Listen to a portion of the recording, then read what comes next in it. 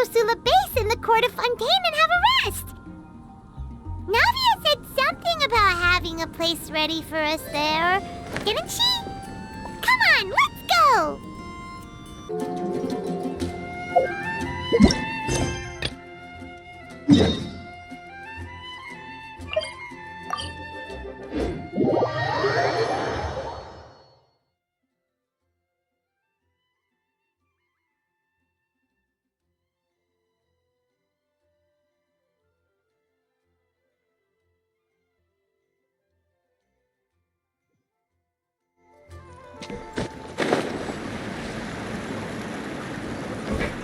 Yep.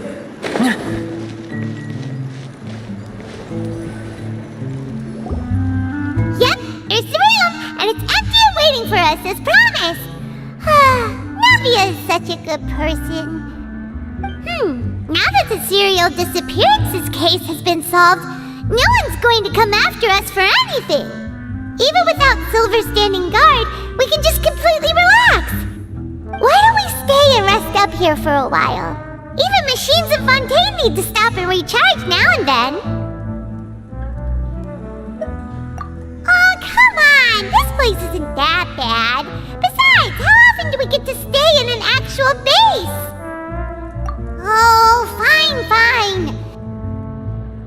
Remember that detective story Paimon read before? Well, the author is about to release a new book, so Paimon wanted to buy it as soon as it came out and have a quiet place to read it. Then it's agreed. Come on, let's get some sleep. We'll need to be up first thing in the morning to get in line and buy a copy.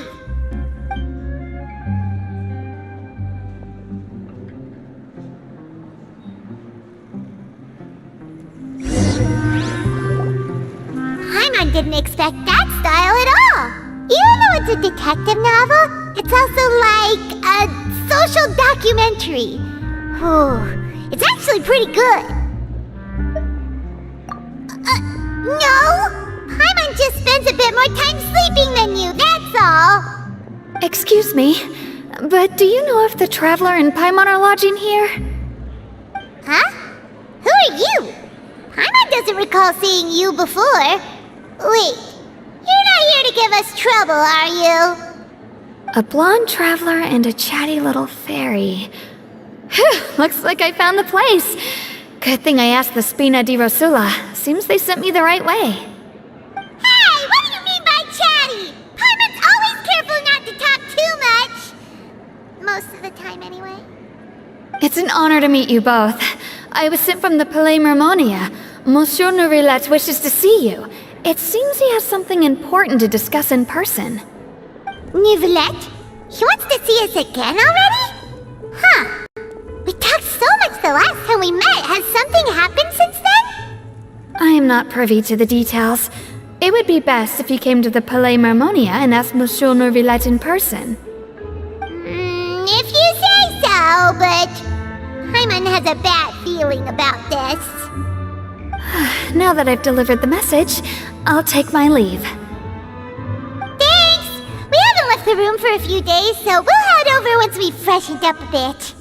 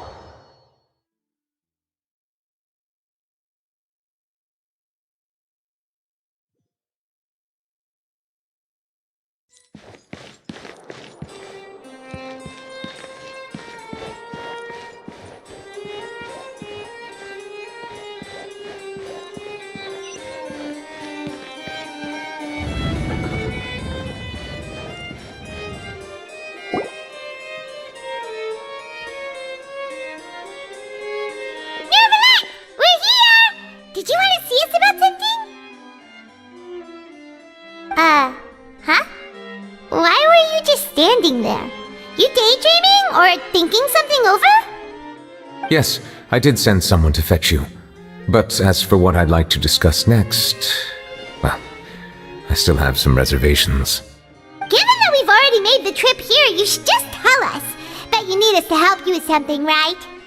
I do indeed have something I'd like to ask you to do. However, you should wait until after I tell you the details, then decide for yourselves whether you'd like to help or not.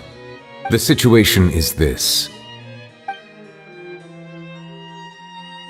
It has come to my attention that the Snezhnayan Harbinger known as the Knave wants a diplomatic meeting with you, correct? I heard that she was originally from Fontaine, but for her to suddenly arrive here and abruptly request such a meeting like this, I sincerely advise you to refuse her invitation outright.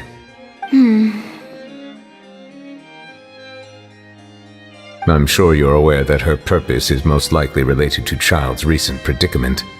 We convicted one of the Snezhnayan Harbingers in a court of law, but we have yet to provide any form of detailed report on the matter. This does indeed provide an opportunity for Snezhnaya to put pressure on us. I believe we should adopt an evasive stance until we can provide a proper explanation and have a preliminary plan on how to deal with the matter. No, we shouldn't. I think we should agree to the meeting. Oh? Well, you see, we are the ones that owe an explanation. If we keep putting off the meeting, it could easily result in the problem escalating, right? It's like a fight between two friends. If they don't agree to see each other and talk in person, isn't it possible that the friendship could end entirely? Though diplomatic relations between Fontaine and Snezhnaya could be considered as friendly, it is only superficially so. You wouldn't go so far as to say that our nations are friends, as you did in your example. It was just an analogy. An analogy, okay? Moreover, even if we were to talk in person, if we don't have sufficient information prepared, it is quite possible the result wouldn't be restored relations, but a complete falling out. I don't think we should overthink those possibilities yet. Ahem. Even if the logic of the divine is not immediately apparent, its wisdom will only be revealed with time. Besides, you'll be at the meeting. If any problems do pop up, you'll have no problem navigating them. I must clarify that interacting and communicating with people outside of court is not my cup of tea. It seems you think too much of me. But more importantly, when did I agree to join the meeting with you? You mean you won't come? No, that won't do. I can't go to the meeting alone. You have to accompany me. I must take you with me. Lady Farina, could there be something else regarding this matter that is being kept from me? No, not at all. Look, I am the Hydro-Archon of Fontaine, Focalor, the god of justice who is loved and adored by many. So I only hope that justice will be served in this matter. Don't overthink it. I'll go find someone to arrange the meeting.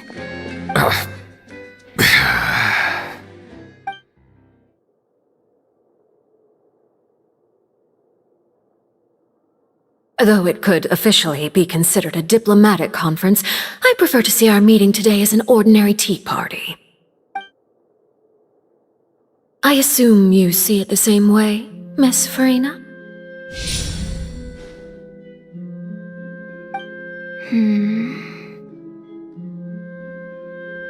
Lady Farina?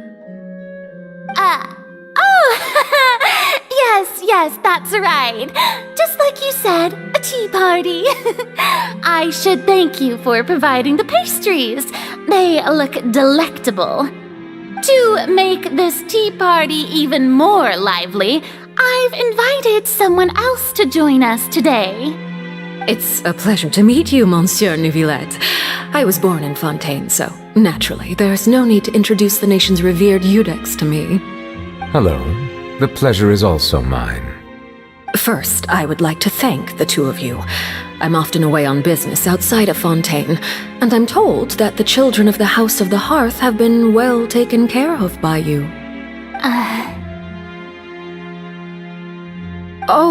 I'm not referring to when my children, Linny and Lynette, were falsely accused by you. Please don't misunderstand. The children of the House of the Hearth are often misunderstood, perhaps due to the reputation of the Fatui. There's no getting around that. All I meant to say is that Fontaine has been stable in recent years. The people are well off and the children lead happy, fulfilled lives. That is something truly worth cherishing, and no one wishes to disrupt such peace. Now then, you have come regarding the matter of child, correct? Well, yes. It appears the ever-busy Iudex Neuvillette doesn't wish to waste time with diplomatic pleasantries, and hopes that we can get straight to the point of our talk. Yes, as you surmised, understanding child's situation is indeed one of the goals of this trip. As we are both diplomats from Snezhnaya as well as Fatui harbingers, Child and I have always been colleagues. Were anything to happen in Fontaine, each of us would serve as the other's attorney to resolve the issue.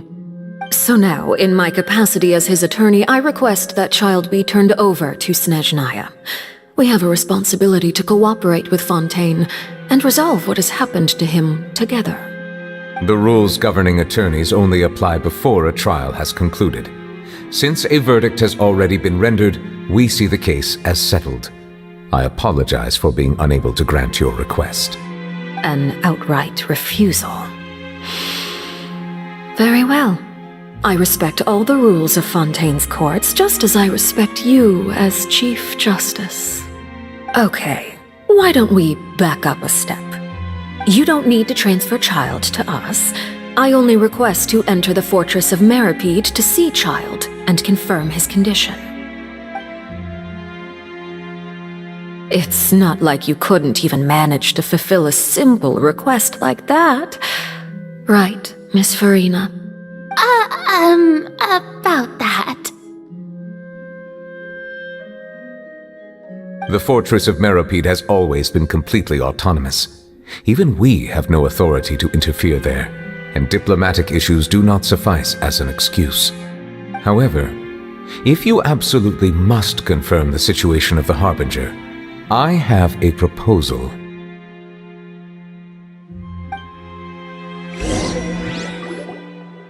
The knave showed up already? Well, Linny did say that father will be returning soon. We didn't even know that Linny was from the House of the Hearth at the time, so we kinda overlooked that information.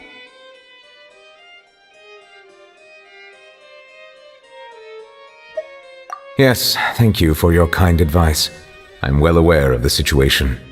I also noticed that Lady Farina acts a little odd and unnatural whenever I bring up matters related to the knave. Could the knave be threatening Lady Farina or something? If that were the case, then why wouldn't Lady Farina inform me? And what means could the knave possibly have to twist the arm of an Archon? So maybe that's not very likely. Even though Farina can act a little weird at times, she's still an Archon. In reality, this problem is even more thorny than it appears. According to reports from the fortress of Meripede, Child recently disappeared under mysterious circumstances.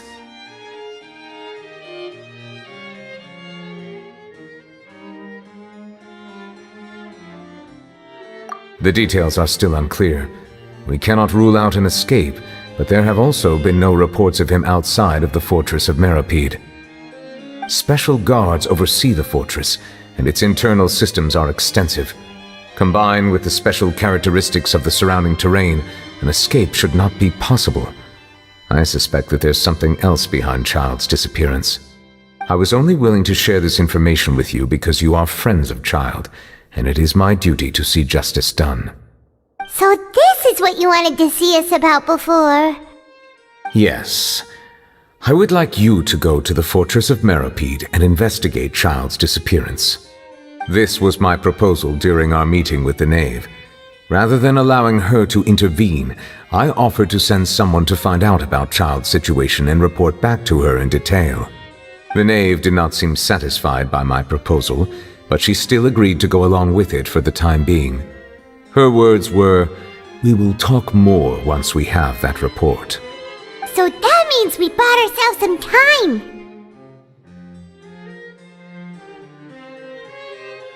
Firstly, you're already acquainted with Child. Your eyes may discern relevant details there that others would miss. And secondly, is the consideration of the unique nature of the Fortress of Meripede. Isn't it just Fontaine's prison? I would not define it so crudely. The Fortress of Meripede is not affiliated with the court system of Fontaine on paper.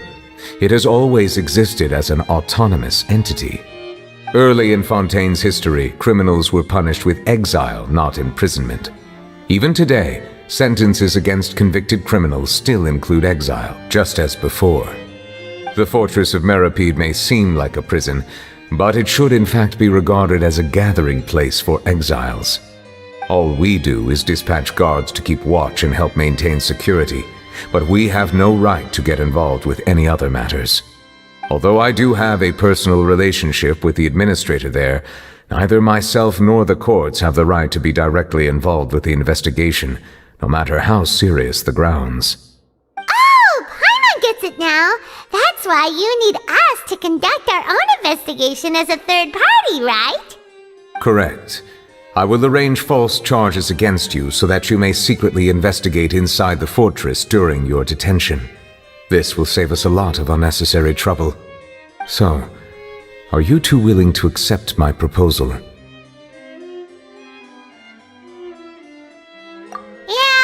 no matter how you look at it, it seems we're the best choice. Alright, we hereby accept this difficult task. Reluctantly. You two have my sincere thanks. This matter is of critical importance to Fontaine's current situation. Also, I hope that both of you can keep this operation a secret. We will rendezvous at the Fortress of Meripede's entrance on Irenaeus once you've prepared yourselves. I will arrange for someone to take you inside. Prepared ourselves? Is there something we need to prepare? Perhaps you could enjoy a good meal and have a nice bath. I'm afraid that living conditions inside the fortress are nothing like those on the outside world. Oh, right! Even though we'll be there on trumped-up charges, we'll be in prison for real. On second thought, is it too late to back out?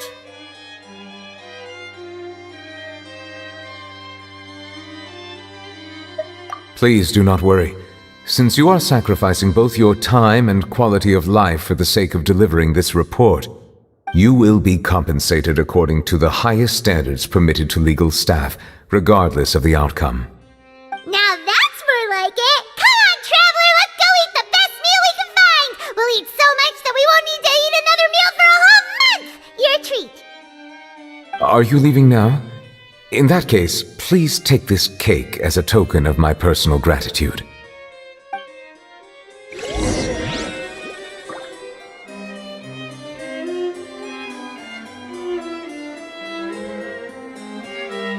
Oh, no need to thank me for it. Just be sure to enjoy it.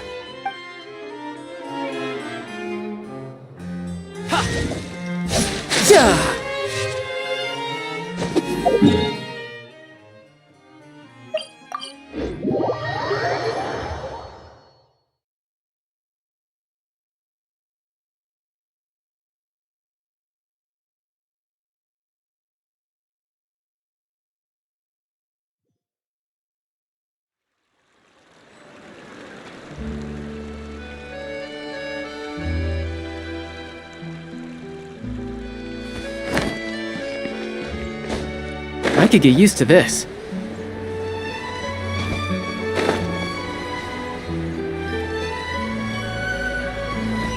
tea here just keeps getting more bitter. I'll have that, and that! Oh, and one of those two! Ooh, and no Fanta, thank you!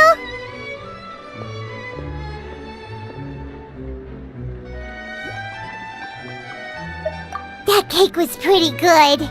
But as soon as Paimon remembered that we're about to go to prison, Paimon's stomach suddenly became completely empty!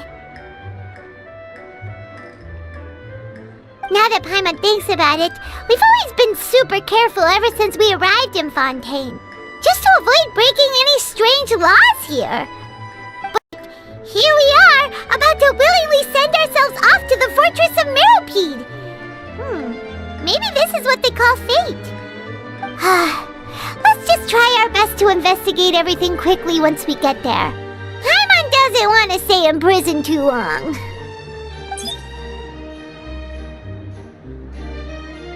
Oh, what is that I hear? Is it the taste of a breaking story? Hey! You can't hear a taste! And what are you doing here, Charlotte? Oh, don't remind me. I invited an eyewitness to a case to eat here, and I was planning to get some great material out of him. But he didn't even show up! Calm down, calm down. This is nothing new. As a journalist, you should be used to this by now. As long as you can score some juicy tidbits from the traveler, you might still be able to recover the cost of the meal. You know we can still hear you, Charlotte. Never mind. It's nothing. I just heard you mention the Fortress of Meropide. You didn't commit a crime, did you? Please tell me all about it. No way! We would never! We're just going there to...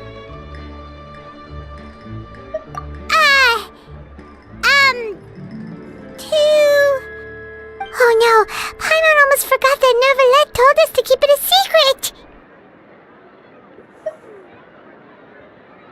Huh? You're being arrested for that? Oh, but now that I think about it, I suppose that's not completely unreasonable. That's pretty despicable, almost as offensive as committing theft. You mean Paimon really did something that serious? Sorry, Paimon really messed up. Well, in that case, it's nothing particularly newsworthy after all. Oh, how disappointing. Oh, right, there's still a chance. Since you're going to be at the Fortress of Meropide, would you be willing to help me gather some material for a story? About that, Paimon doesn't think we'll have any time. Oh, it's nothing difficult. All you have to do is think of a way to get some time face-to-face with the warden of the fortress. He was awarded the honorary title of Duke in Fontaine. Sounds really cool, huh? Only those who have made significant contributions to the nation have been conferred this title. It's incredibly rare. On top of that, the Fortress of Meropide has never been under the jurisdiction of the courts. Practically nobody, including journalists like me, knows anything about the person in charge there. Oh, if I could write an exclusive article about him, I bet it would sell a boatload of papers. You make it sound easy, but it really depends. Of course, I wouldn't ask you to do it for free, so this meal is on me. All right, you got a deal. We'll do anything you want. Then it's settled. The food should be here any second, right? Huh? Wait, just how much did you order?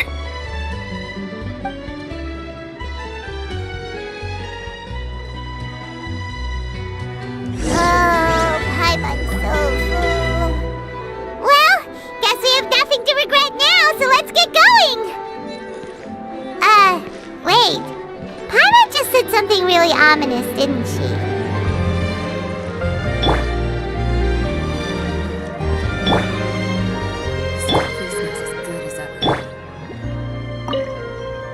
I had no idea you could eat so much. That didn't go according to plan. Please, please, don't forget about the material for my news article.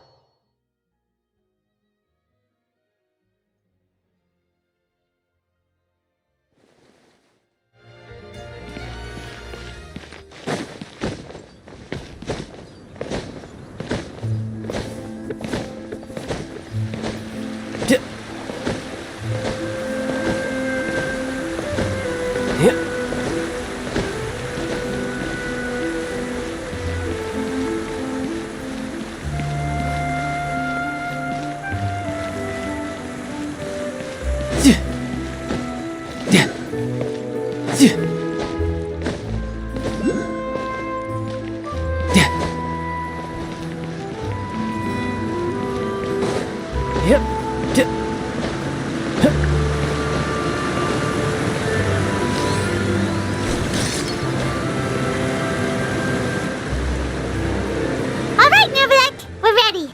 Is this where the entrance is? You have come just as promised.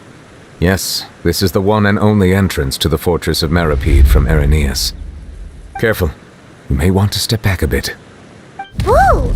So you have to go down from here? Is the prison underwater? Utilizing both the barrier of the water as well as the fear humans have of the depths, the fortress of Meripede is naturally the perfect place to confine and guard criminals. But do not worry.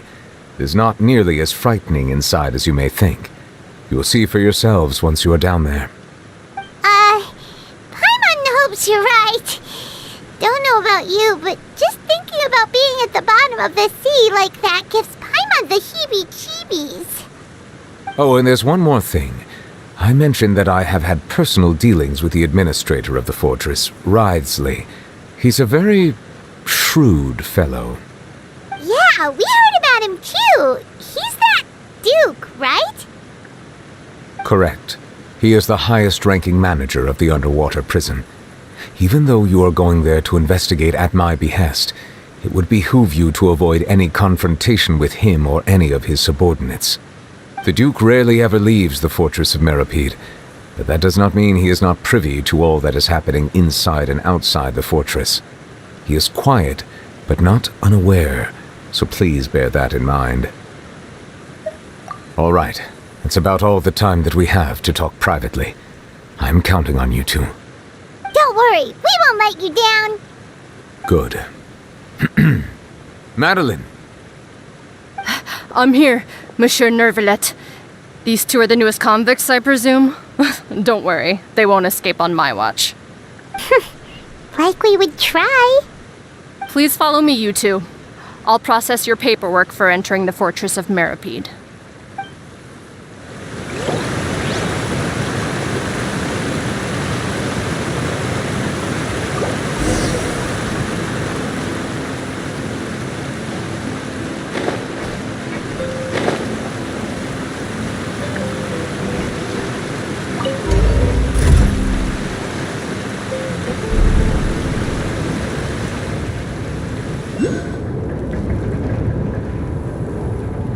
Are we already underwater now? Huh. So this is what it feels like to be a criminal in Fontaine. You two seem to be taking this pretty well. It's rare to see convicts in such a good mood.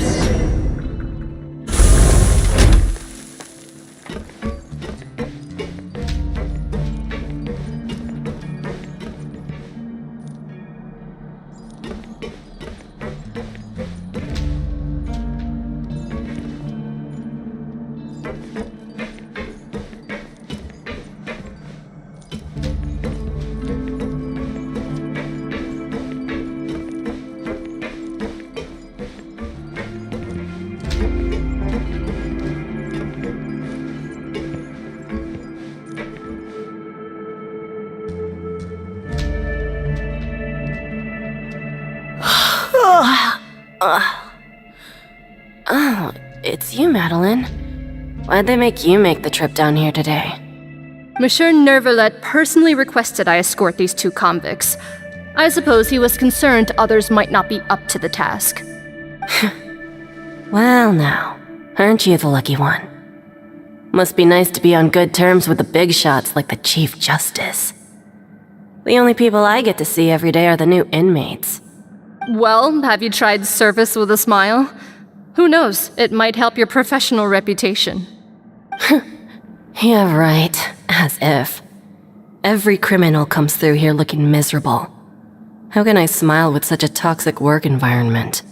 And even if I did smile at them, the convicts would probably just think that I'm some freak getting some kind of twisted enjoyment from their pain. Oh, she's got a point. Well, I've finished transferring you. You two will register here, and Marette will guide you through the remaining procedures. Yep, I'll take it from here. You head on back to that bright and sunny world above. Okay, let me see. You are the Traveler and Paimon, correct? That would be us. Let me confirm your charges and sentence. Let's see. You two are charged with eating a cake specially prepared for the Archon by a Snezhnayan envoy without the Archon's permission, thereby incapacitating the political center of Fontaine for a brief period. Sentence: 45 days? Huh? Wait, you mean the cake that Nervalet gave us was... Just looking at the charges, it seems you two are capable of causing some serious trouble. And considering how fond Lady Furina is of sweets, this crime is tantamount to trying to assassinate the Hydro Archon herself. Now I've seen everything. Anyway, we still need to finish processing you before you can enter the Fortress of Meripede. Please stand in front of the board over there. I'll take your mugshots with my camera. Oh, all right. But be sure to catch Paimon's good side.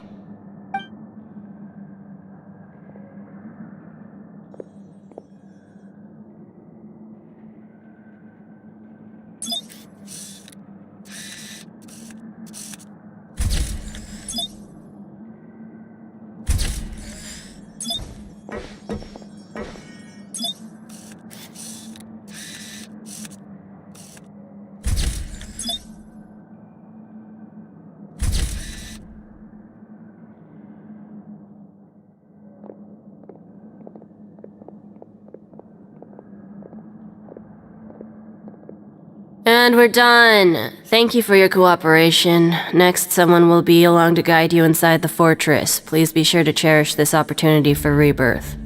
Huh? Rebirth? Isn't that a little much? We're only gonna be here for 45 days! You two are the new inmates, right? Follow me. Oh, okay! Paimon is Paimon and this is the Traveler! Save it. Not like I'll remember your names. Move it.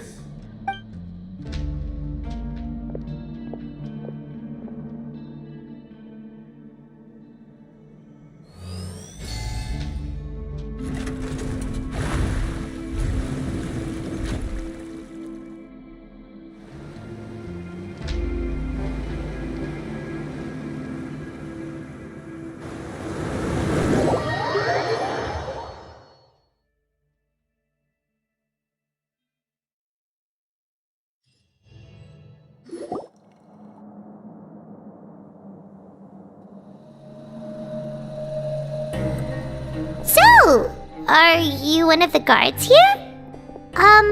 Is there anything we should be careful of while we're here?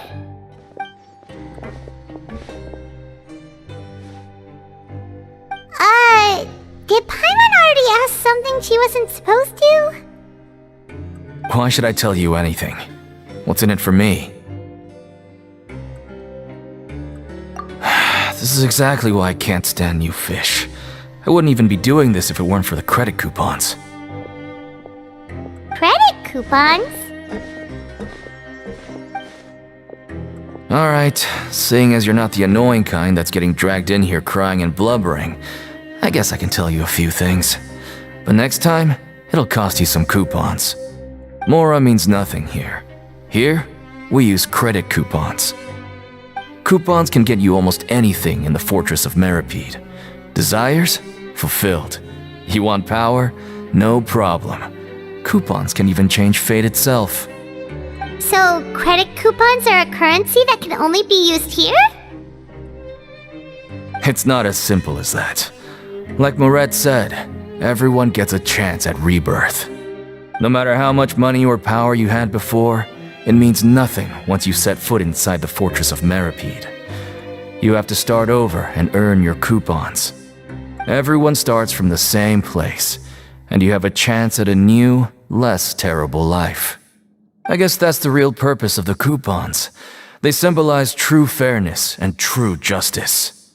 And this is also exactly why so many criminals choose not to return to the outside world, even after they've served their sentence. Oh, so that's what the Fortress of Meripede is like. Huh. Paimon was under the impression that it'd be more like a prison. It certainly ain't all sunshine and roses here, but it's also not the worst place to be. You'd better take a good look at the scenery now. It'll be the last chance you get for a while. After being away from the sunlight for so long, even the terrifying depths of the sea start to feel like home.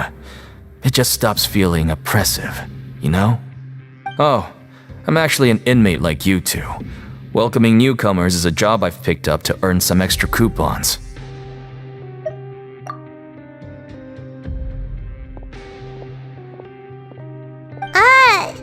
Why aren't you answering us again? I've told you enough for free. Any more info is gonna cost you. So all you care about is Mora! Wait, no. Coupons? Almost there. It's down through here. Your turn to give it a try.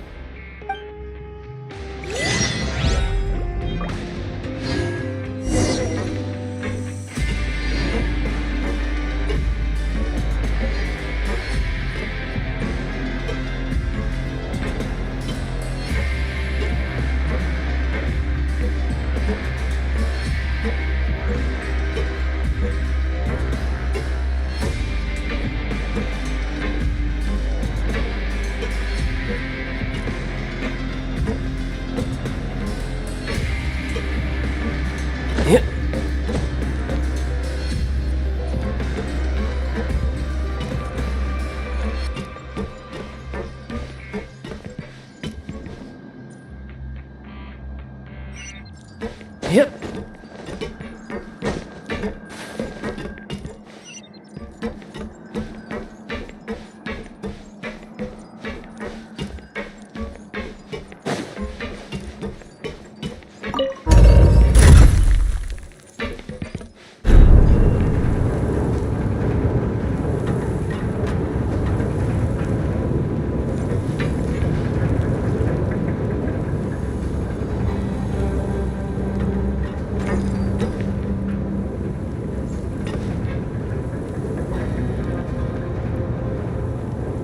So, we're going even deeper now?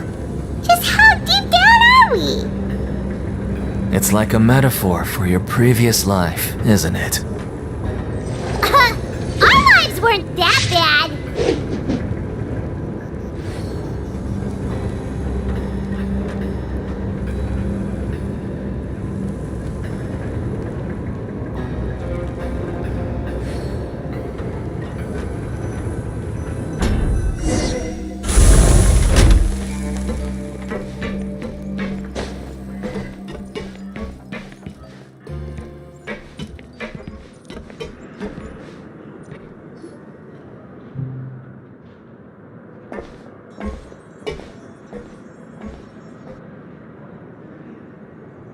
So this is the actual entrance to the Fortress of Meribed?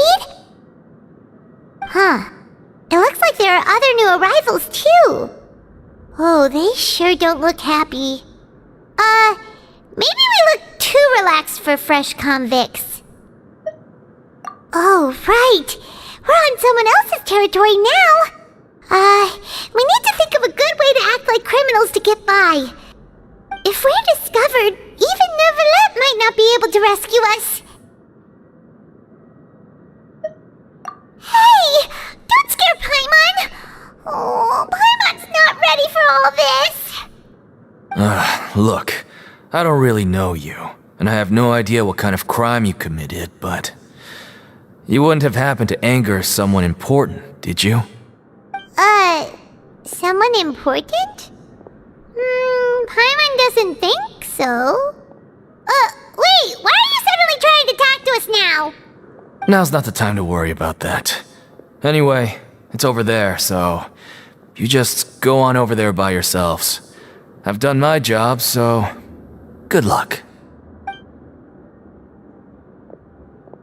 What was that all about? Wait a second. Are there usually so many Gardermechs around here? They're already onto us? Prisoners numbers 7459 and 7560.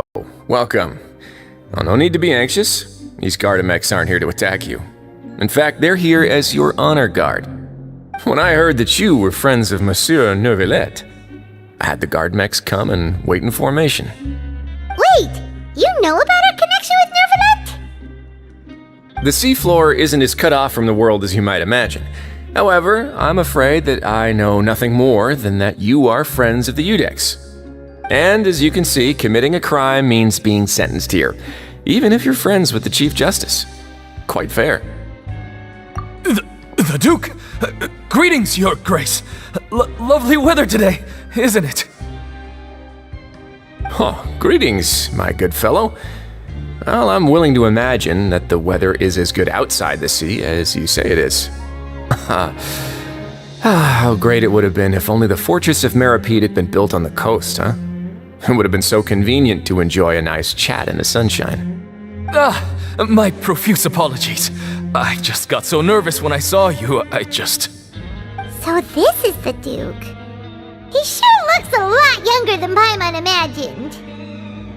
The Traveler and Paimon, correct? Mr. Deacon here was responsible for your welcome. I trust you were satisfied with his guidance?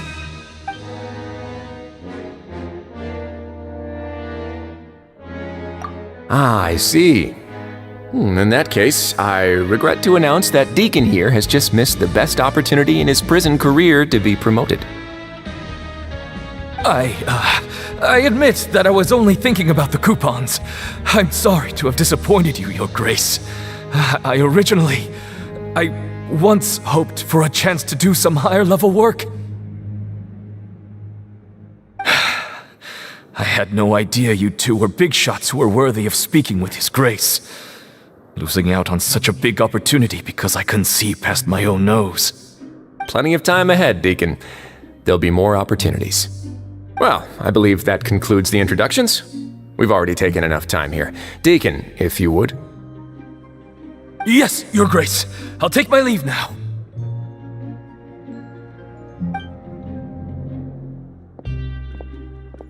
Please, follow me.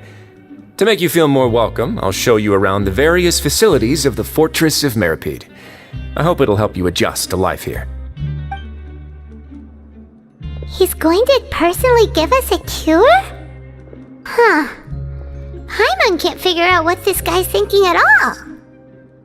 No wonder Charlotte's so interested in him.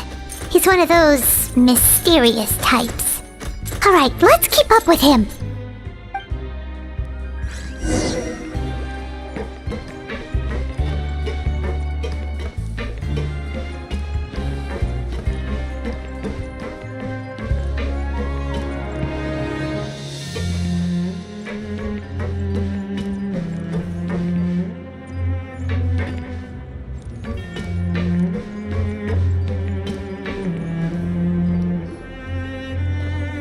There's no need to be so reserved. The label of criminal is nothing but one of many identities, and being criminally inclined here at the fortress is just one of many ways to survive. Is it really okay for the warden to think like that?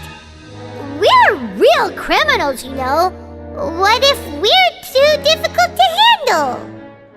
Well, then maybe you'll be able to carve out a name and a place for yourselves in this underwater world, But before you go in swinging, please remember that in the Fortress of Meripede, it's better to not cause trouble for yourself or for the guards.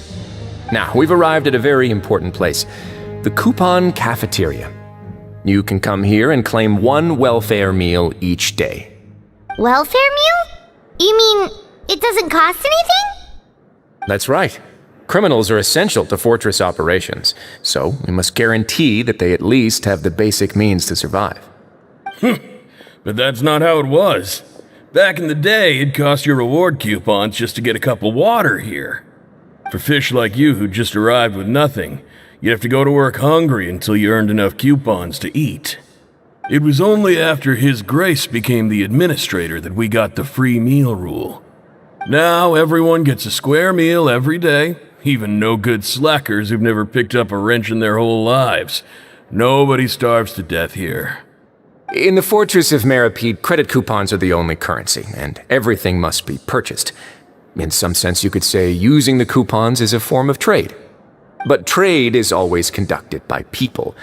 So if we want trade here to prosper, we need everyone to work hard and live their lives. If nobody could even afford a meal, then the whole fortress would be up in arms. And that would only make things more difficult for me. So, rather than saying that we're giving everyone a free meal here, you should say that everyone's hard work has improved the living conditions in the Fortress of Meripede. Your Grace's reasoning is correct, but what I said is also true. Whatever the case, hard work is rewarded here. You'd be hard-pressed to find anywhere else as fair and reasonable. Right! Paimon sees your point. By that logic, this place doesn't seem so bad after all. Oh, wait, no. We shouldn't drop our guard so quickly. But it seems the inmates really respect the Duke because of his attitude, right? We should still try to verify the truth with our own eyes. Let's continue this way.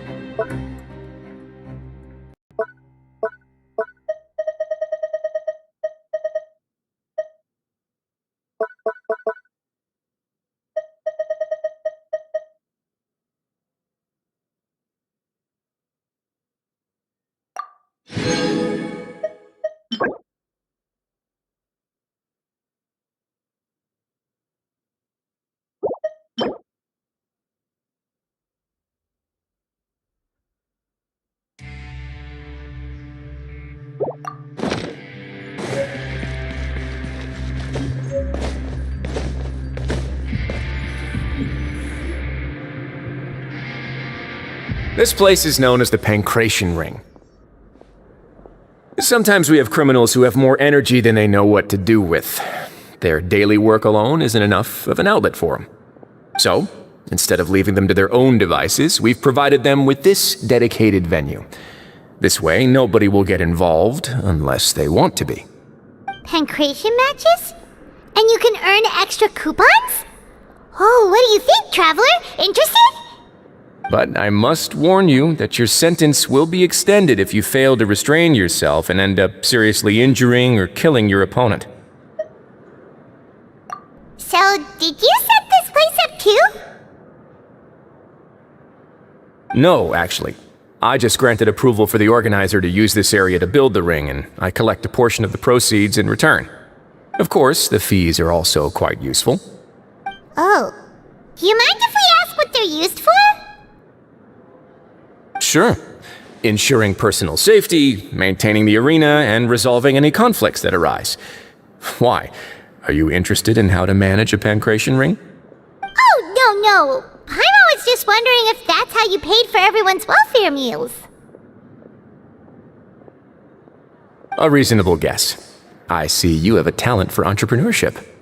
Oh, you hear that? Paimon has a talent! So we can start a business here? That is something you can discuss between yourselves later. Let's move on for now.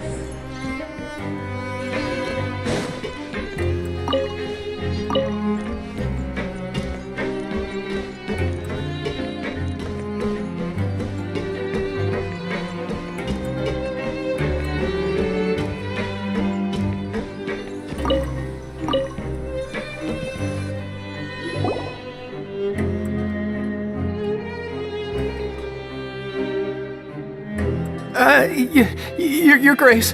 Good morning. I mean, good afternoon. No, wait, what time is it again? What time indeed? Time waits for no one, so it's best to keep an eye on it. My apologies, Your Grace.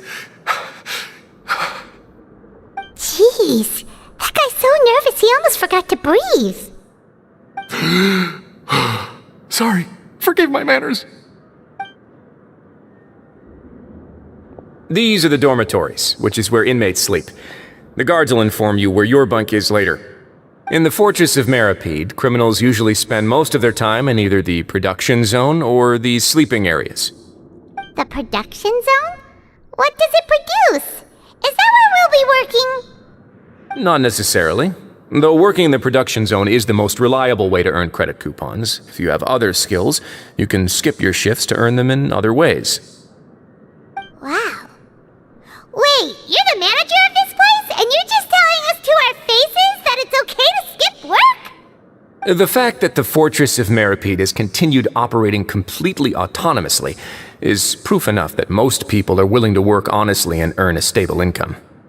As for what we produce, many of the clockwork machines seen all over Fontaine originate from our workshop.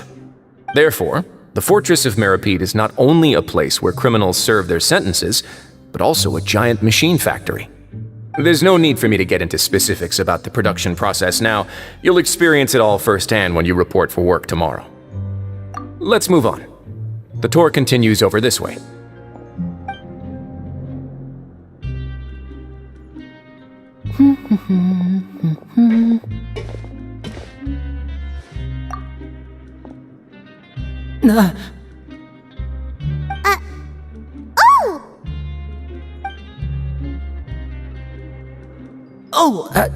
You really scared me there. I didn't expect to see you here, Your Grace. I thought maybe I was so tired from work that I was starting to see things. The only thing you should be seeing is the work in front of you. Stay focused and keep up the pace. Oh? Is something the matter? It's nothing. Paimon's just worried about how hard we'll have to work tomorrow.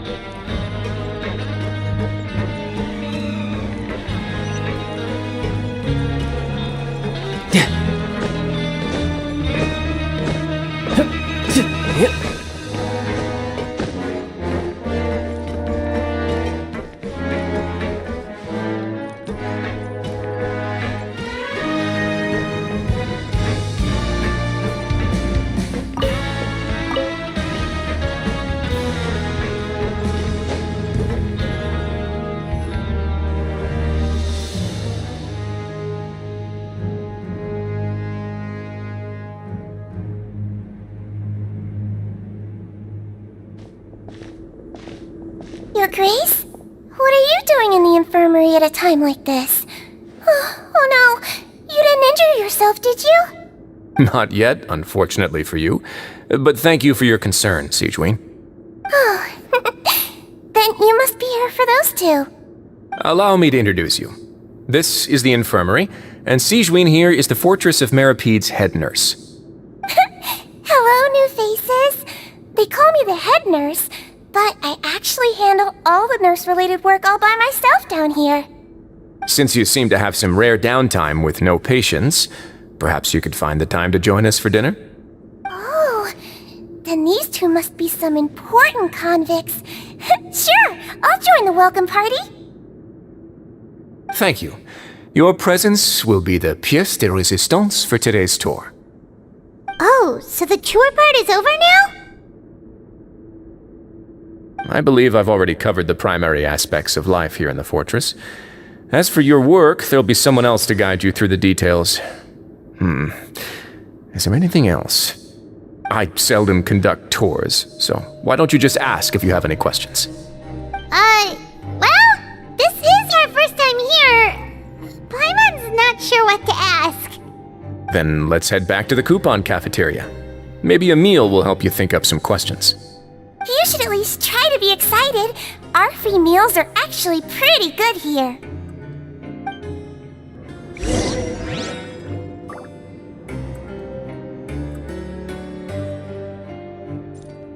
No time to lose.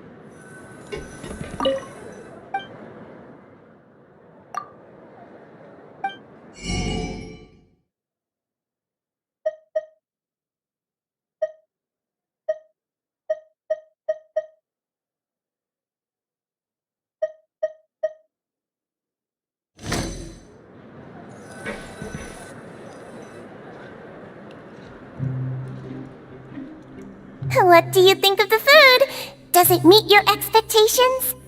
Wow! It looks delicious! Neverlet made it sound like living conditions in the Fortress of Meripede wasn't very good. Who would have guessed that criminals get to eat tasty food like this every day? Oh, isn't that the meal box that only super lucky people manage to draw? Seems like you two are quite fortunate. It actually has nothing to do with luck in this case. I had a word with Walsey, so you didn't have to draw lots like everyone else.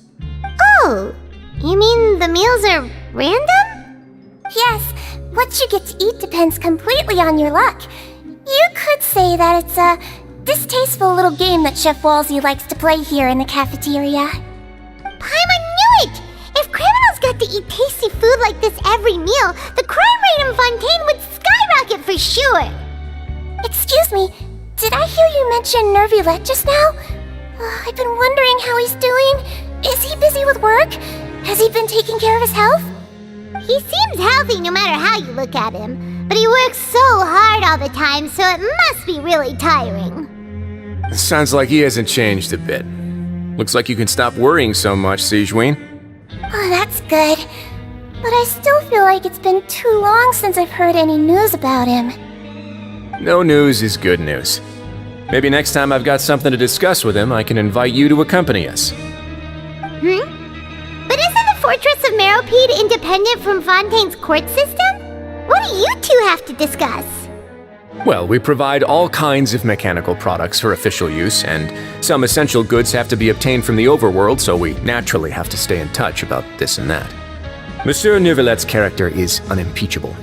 No matter the question, you can discuss it openly and freely with him. Talking with him feels quite effortless. In light of that, I am quite willing to go out of my way to show respect and accommodate him. In fact, right now, I'm treating you two as guests invited by Monsieur Neuvillette. But unfortunately, I can only do so until the end of this meal.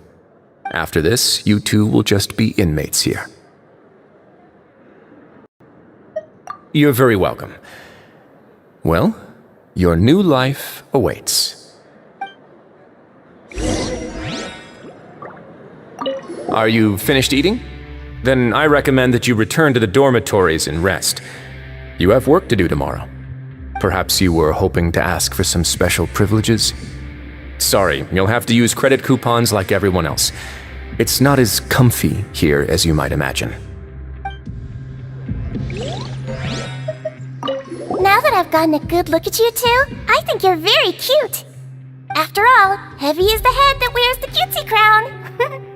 I guess I just want to say, just take care of yourself and don't get hurt.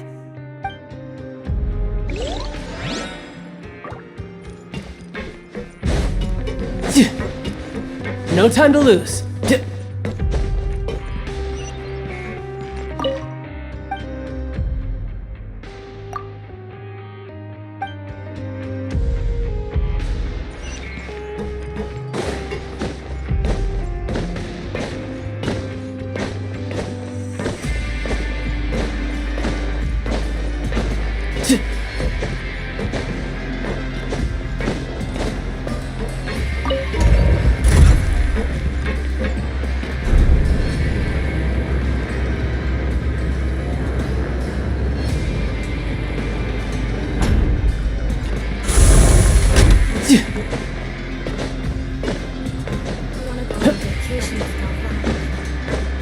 Yep.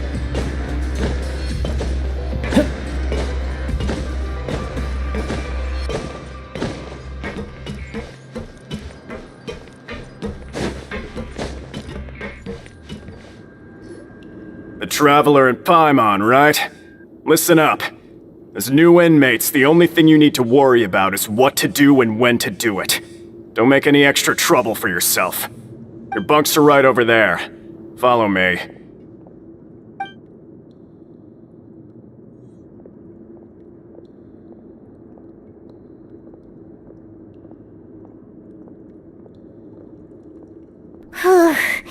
So this is where we'll be sleeping from now on. Oh, Paimon can't believe this! The days of staying home and reading detective stories are like a dream now. By the way, Traveler, we saw a lot of things worth investigating just now. Even though the Duke didn't say it too directly, judging from what he said at the end, it seems that he was only welcoming because we know Neuvillette. We are criminals, and Paimon did eat that cake, but we're actually here to help Neuvillette. Is it possible that he knows we're here on a mission? Or is Paimon overthinking things? Yeah, Paimon thinks so too. He probably knew why we came here from the very beginning and intentionally wanted to send us a message. Maybe something like, "Hey, I have my eyes on you, so don't try anything funny."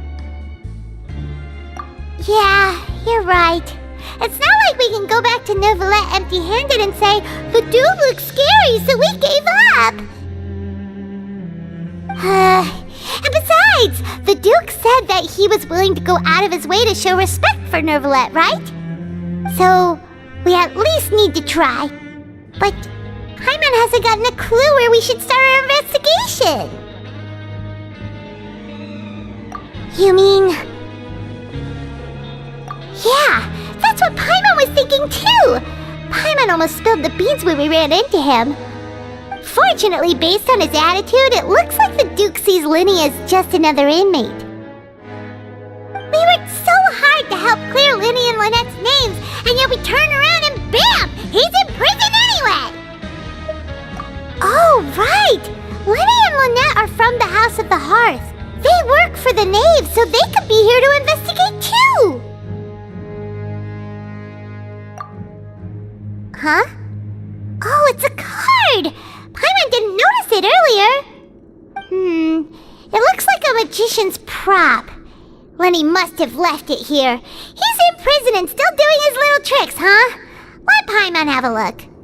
It was nice to bump into you again. Let's catch up in the production zone tomorrow. What in the world?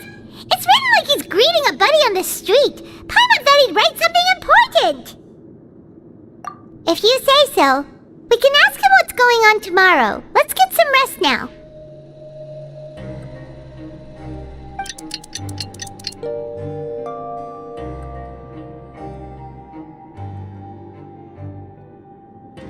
Hey, you're finally awake! Well, it's Paimon's first day as a prisoner. Last night, Paimon dreamed about getting interrogated by the guards until Paimon told them everything, and then Paimon woke up.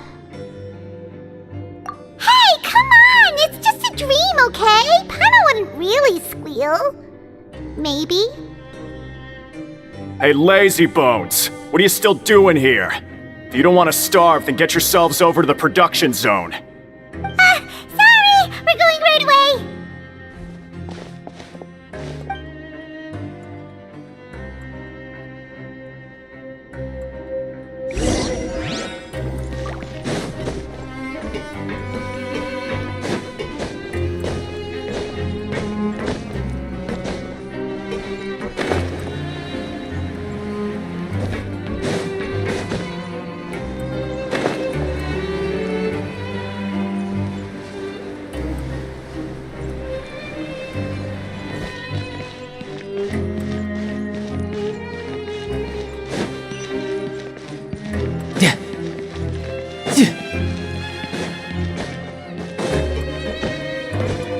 Yep.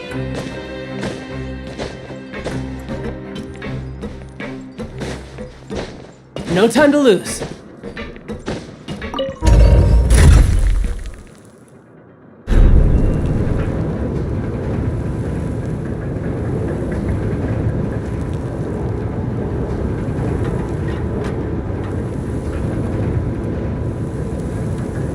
This place is pretty dead. By which I mean, there's nothing to kill.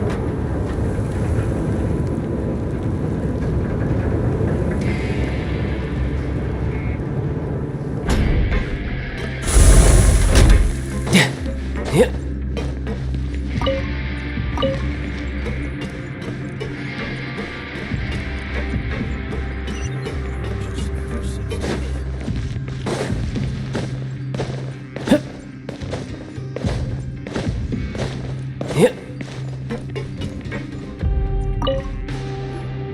Ah, you must be the catch of the day. Looks like you've got some luck getting assigned this space. Yep, we just arrived yesterday and... Don't interrupt me when I'm speaking! Yes, sir. Listen carefully to my instructions. I don't want any mishaps. Every machine here is worth more than the both of you. Working around these machines can be very dangerous. Do your job well, and you can eat in the cafeteria after your shift. Get sloppy, and you dine in the infirmary. Anyway, the Fortress of Meropide doesn't want to lose a single one of its machines. And it also doesn't want to waste the production potential of any inmate. You got that? Got it. Your job is to use the machine over there to process widgets. Watch carefully, and make sure you step on the pedal at the right time. If the machine gets jammed, then give it a little maintenance with your fist. Here, take this. Bring me the process widgets, and I'll give you some credit coupons in exchange.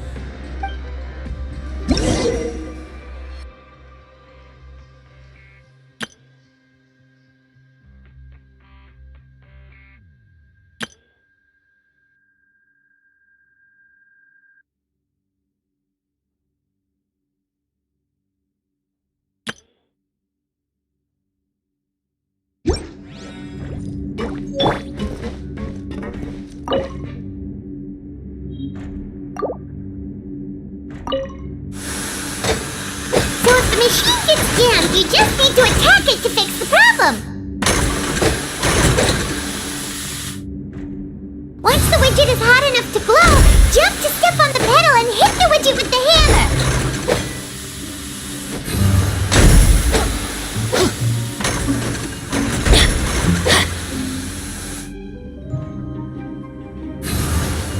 Okay, you got this! Great! Now we can report back to the foreman and give him the processed widgets!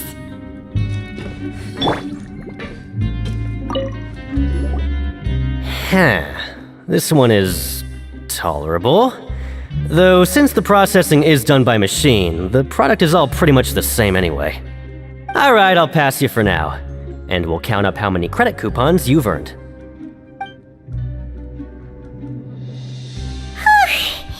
Paimon's exhausted. We're done now, right? Oh, that foreman. He's so scary that Paimon couldn't even speak. Ugh. Even though Paimon's starving and wants to head straight to the coupon cafeteria, we still need to meet Lenny first, right? He probably just finished up his work, too. He should be around here somewhere.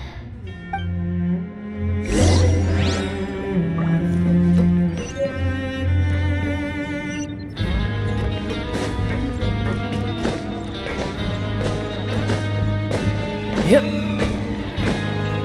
Lenny? Mr. Magician? Where are you? Oh, this had better not be some disappearing act.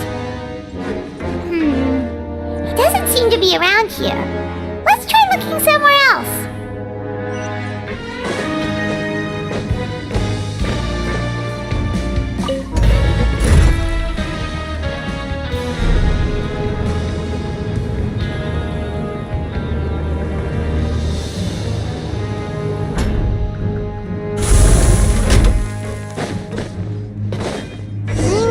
Where could sleepy. Learn the safety rules by Did heart. he decide to slack off and sleep the day away? What's the second part?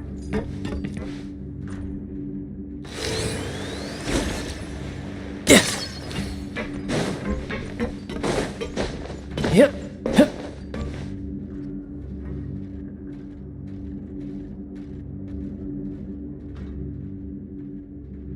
Hey, over here!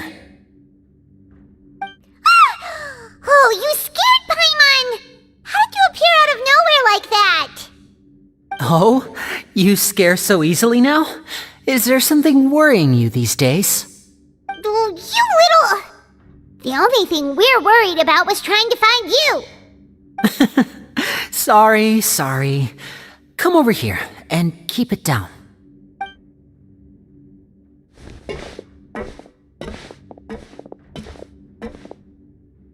Oh, Lynette! You're here too! You two really are inseparable.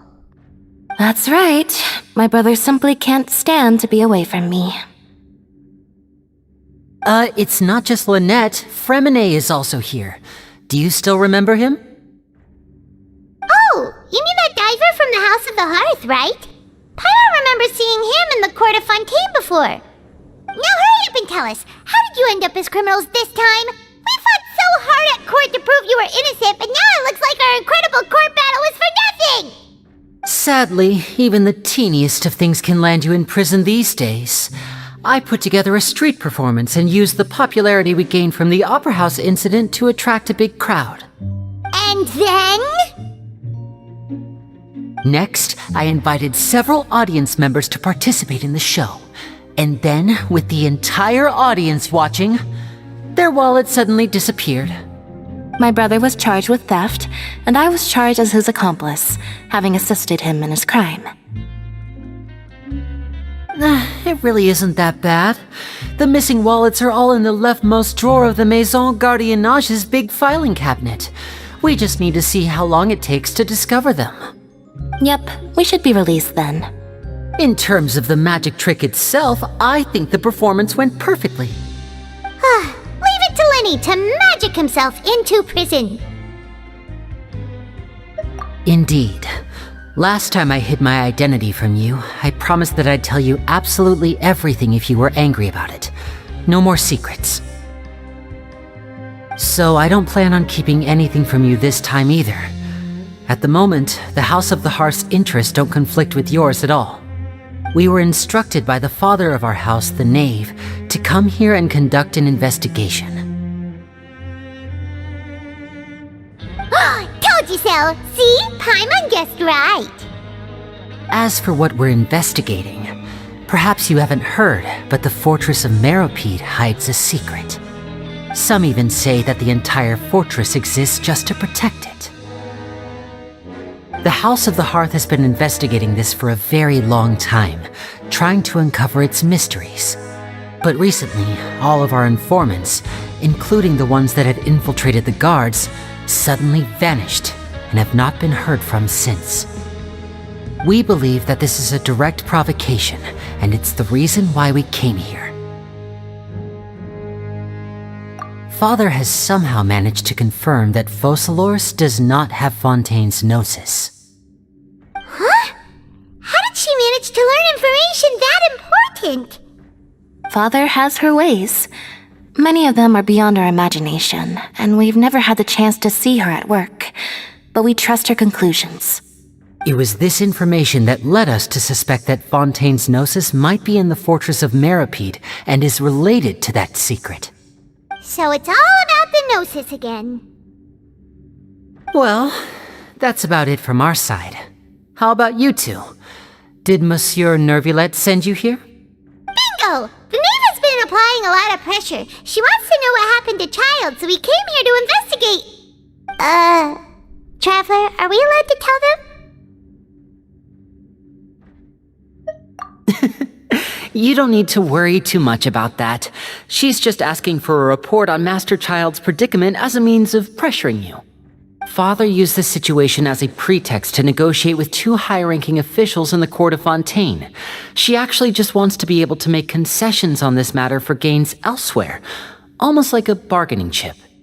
Sometimes you need an excuse to do things you otherwise couldn't. And a harbinger is more valuable than you might imagine.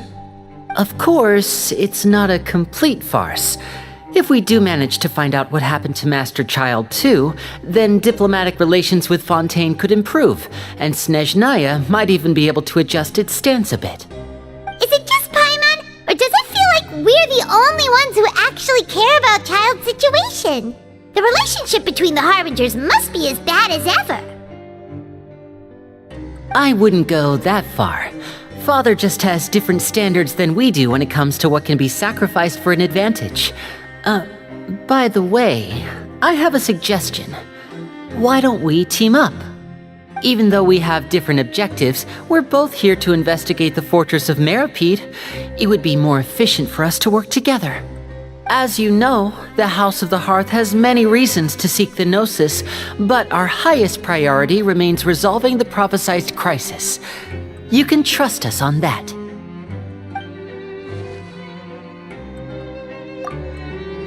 See, I told you. Is that so? Sure enough, it won't be easy to convince them to cooperate with us. Lenny seems to be thinking pretty hard about something. Of course he is. Lenny has been looking forward to a chance to reach an understanding with you ever since last we met. Or, I should say, we were really looking forward to teaming up with you this time.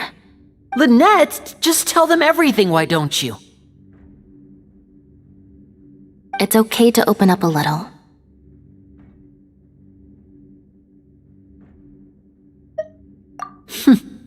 Very prudent of you, and consistent with your behavior since we first met. That's reasonable enough, and I agreed to cooperate on these terms as well. I was prepared for the worst, but you were actually more agreeable than I anticipated. All right then, there's no time to lose. I have some information to share, so listen carefully. Since Lynette and I arrived here, our investigation uncovered the fact that the Fortress of Meripede has a forbidden zone. Most people just clammed up and wouldn't talk, but after asking the right questions, we were able to confirm the existence of the forbidden zone from the guards. You should be aware of that while you're investigating. A forbidden zone? Oh, could that be where Child disappeared to? You're right, we'll definitely keep that in mind. Good. That's the most suspicious thing about the fortress that we know of so far. We have a few other unanswered questions, and we'll be investigating those as quickly as we can. Anyway, I hope you find our information useful at least. Oh, look at the time. You two must be hungry. You should go to the coupon cafeteria and get something to eat. I'll use my cards to get in touch with you again in the future. Oh, that's just what Paimon wanted to hear!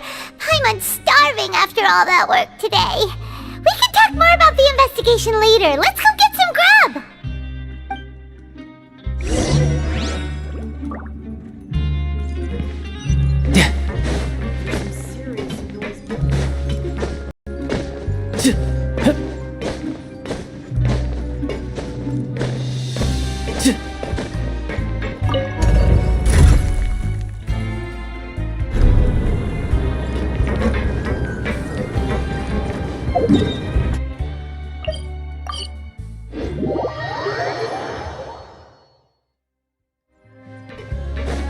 Yep.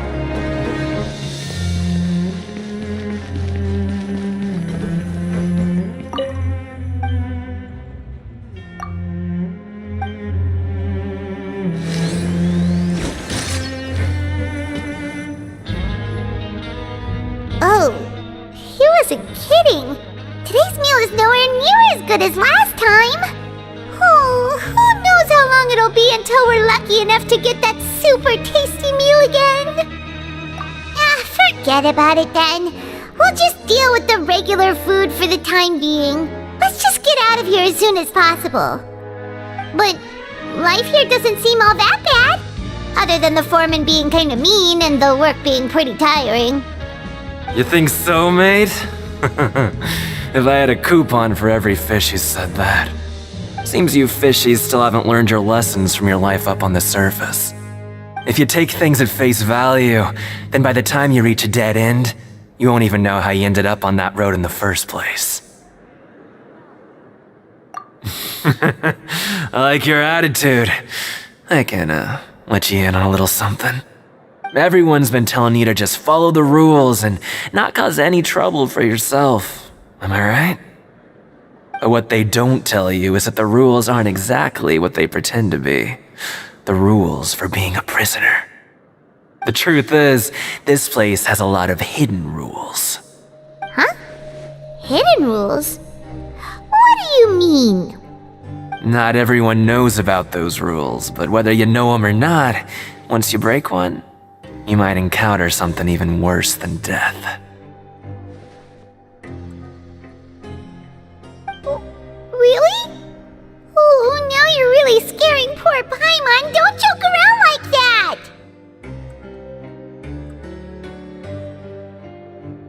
Of course. And I'd say that just disappearing would be one of the better outcomes. Oh, you mean that if there really are hidden rules, then Child's disappearance might have something to do with that? In that case, would you tell us some hidden rules? We definitely want to avoid breaking them. Come on, mate. This is valuable information. The difference between life and death. Do you really think you can just ask and I would tell you? Paimon understands, but we don't have many credit coupons yet. Yeah, I know. Not like I'm going anywhere. Just come talk to me after you've saved enough. Moreover, you're new fish, freshly caught, and completely out of your element. What'd be the point in even telling you anything before you've gotten a handle on your new lives? Come and find me once you've been here longer. I'm usually around the rag and bone shop. Just call me Vidoc. Bye-bye now.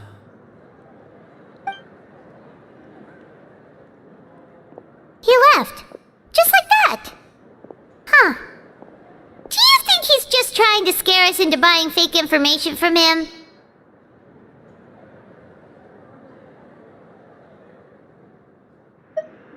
Yeah. It might be a good place to start in our investigation. Hidden rules, huh? But, like he said, we don't have any coupons and we're still not familiar with this place. Oh, there's nothing we can do about it now. We were so busy talking we almost forgot to eat. Even if it's not the best, it's probably better while it's warm. Come on, dig in before it gets cold.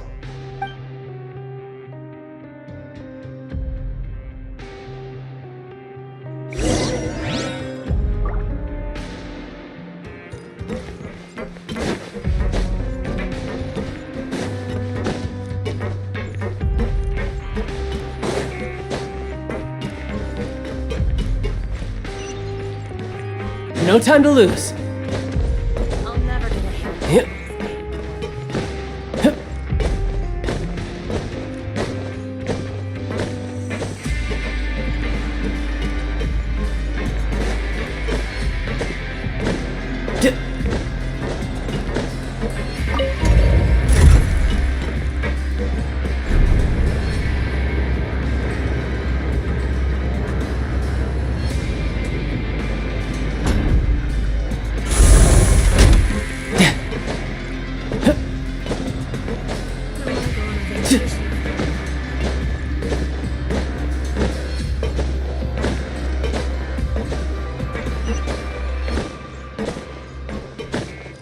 Yep.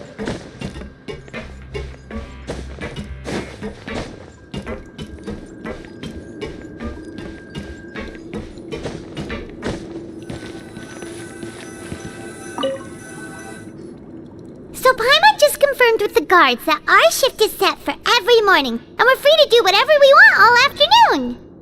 But it seems like most of the other inmates choose to continue working through the afternoon to earn more credit coupons. Oh, and they also said that you can use coupons to skip work in the morning and free up your time. They weren't kidding. Credit coupons really can be used to do anything here. Ah, Paimon's so tired. And we'll need to wake up and go to work in the morning. Without any credit coupons, it's not like we can really do anything else. Nighty-night, Traveler.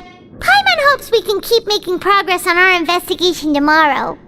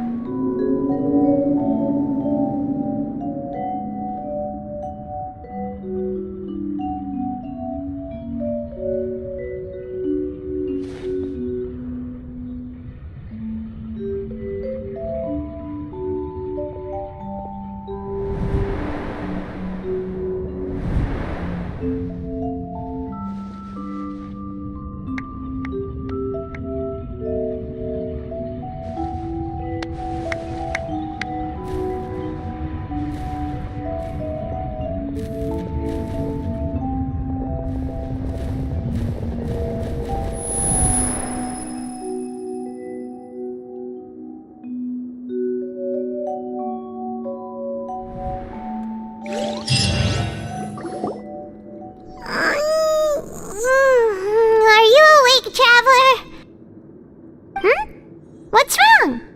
You seem to have something on your mind. Did you dream about something last night? Is that even possible? Unless it wasn't an ordinary dream? Oh, child's vision! So you had it with you this whole time?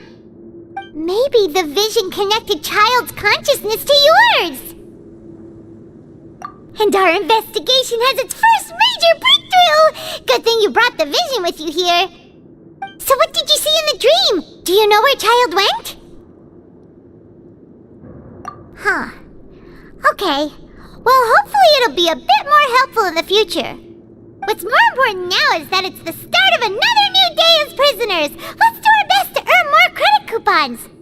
What's the plan for today?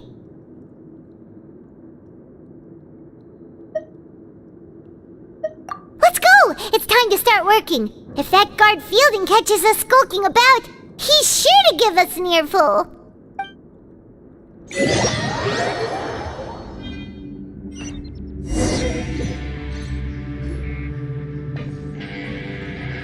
Look who decided to show up! Get your butts in gear and get to work. Time's a-wasting. Good, here you go. Remember to give me the widget once you've finished processing it.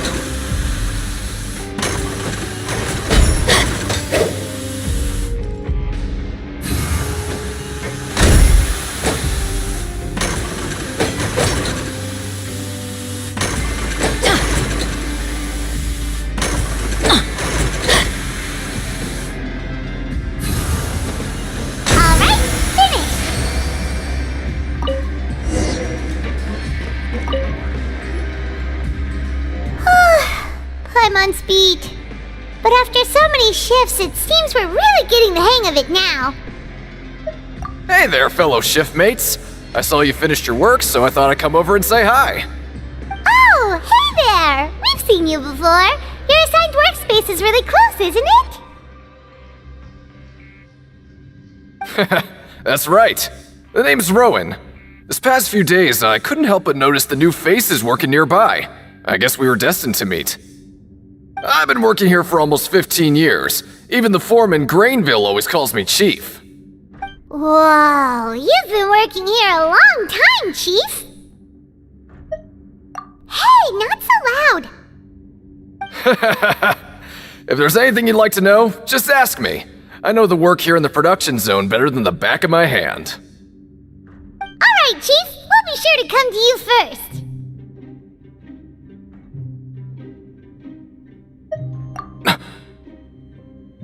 Did you just ask about the rules? Pretty sharp for newcomers. You've already heard about the rules, huh? Who'd you hear it from? Alright. Seeing as I'm the one who came over here, you're already calling me Chief. I guess I can tell you a little. Truth is, you two keep working like this, you might be putting yourselves in danger. Huh? Wait, there's even a rule about that? What would have happened if you never told us about this? Well, it's usually not that easy to break one on accident. The conditions of the hidden rules are usually pretty specific. But once you do break one, bad things happen. If you work continuously in the production zone for 3 days, and if all you do besides eating and sleeping is just work, then something bad will happen during lunch on the 3rd day.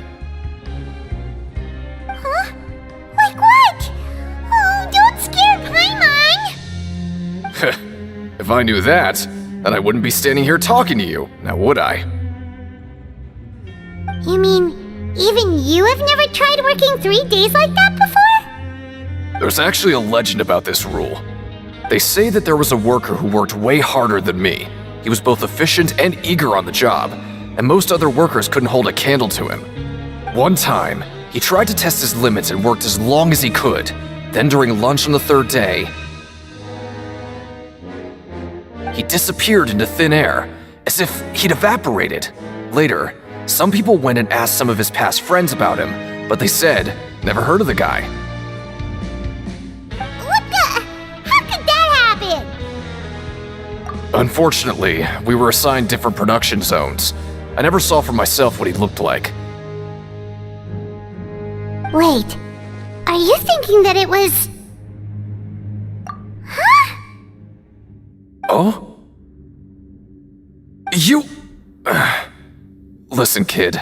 This ain't the kind of thing you should be curious about. Let me tell you, you're better off forgetting about it and looking after yourself.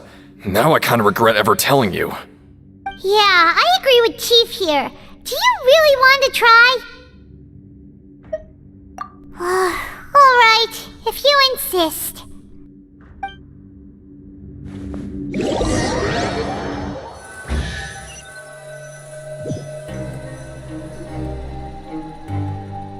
Oh, just a regular meal set. Guess Paimon shouldn't get her hopes up. What would you like to do this afternoon?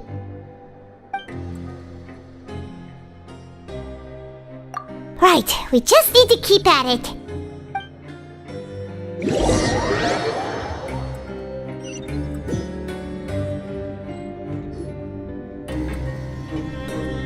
Look who decided to show up! Get your butts in gear and get to work. Time's a-wasting. Good, here you go.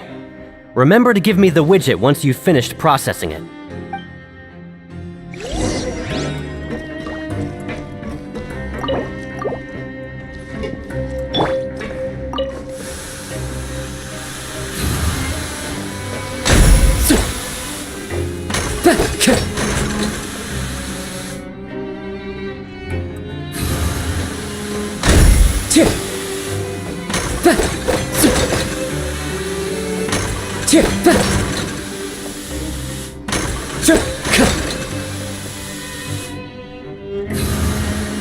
Alright, finished!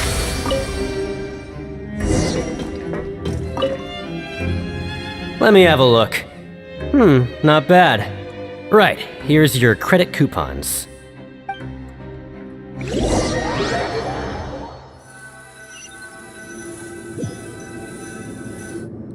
Aw, looks like we won't get a chance to sleep in as long as we're here. Let's get to bed early.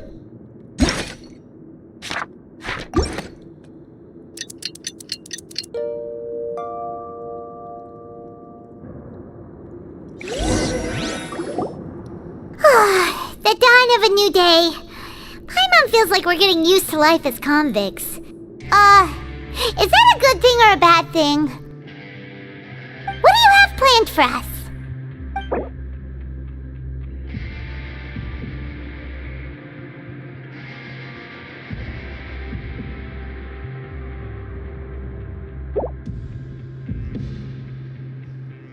Right, we just need to keep at it.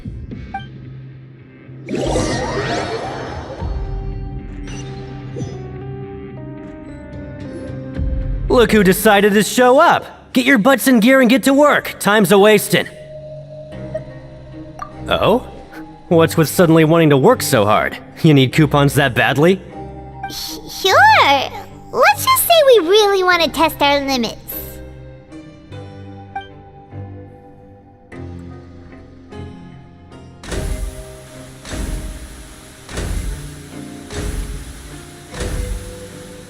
Nice! We did well today. Let's keep it up!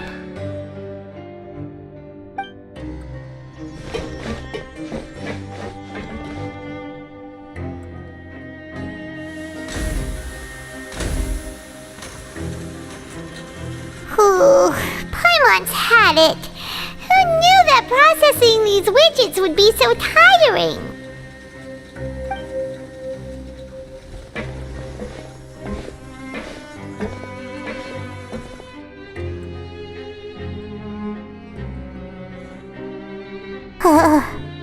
That's it.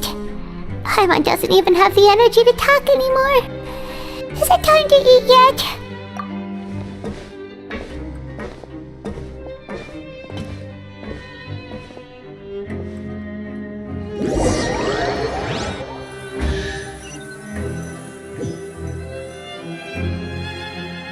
Oh, Paimon's exhausted.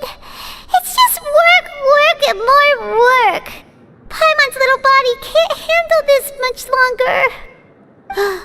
Wait a sec. Now that Paimon thinks about it, haven't we been working non-stop for 3 days now?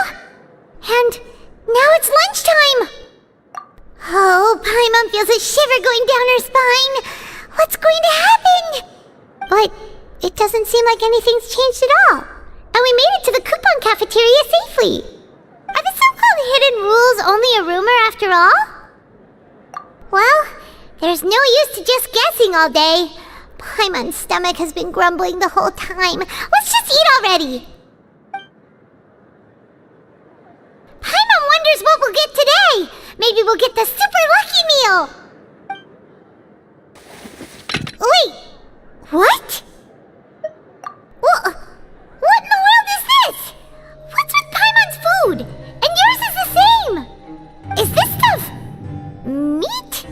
But it looks and feels so bizarre! What kind of chef would make food like this? What do you think is going on? Is this the bad thing that Rowan was talking about? No, stop right there! Paimon gets what you mean, just don't say it! Hey! Isn't that Woolsey over there? He must have made the food, right? So let's just ask him about the food and be done with it! Hey, Woolsey! Have a moment? What is it?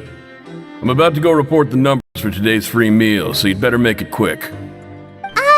It's about the meat in our meals. Look! Does it seem normal to you? The meat? Oh, that. Looks perfectly fine to me. Totally normal. You better hurry up and chow down. How could this be fine? Hey, don't leave! You barely even looked at it! Hey! What should we do now? Woolsey wouldn't even give us the time of day. Is he trying to hide something? Yeah, looks like we have no other choice. Paimon was positively famished a minute ago, but now she's lost her appetite.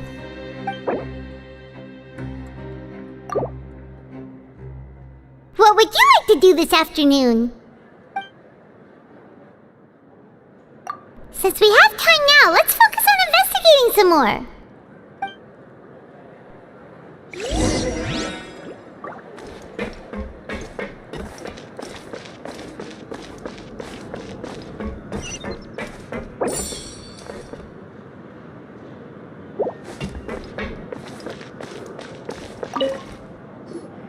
Oh, hello. You two are the ones who were with His Grace. No need to be so nervous. Sorry, I couldn't help but think of His Grace once I saw you, and I... Oh, it's hard to say. Maybe I am. He's got a very overwhelming presence. It makes me feel like I'm just some insignificant little bug. Wait, seriously? Oh, I'm always indecisive, and I tend to make a mess of things. It's like a reflex. I just instantly start to tense up the moment I see a smart and capable person like His Grace. What? Please, don't say anything like that out loud. How could you possibly think something like that? In the eyes of His Grace, I'm probably just a lowly, ordinary person. I guess I need to start working on my nerves.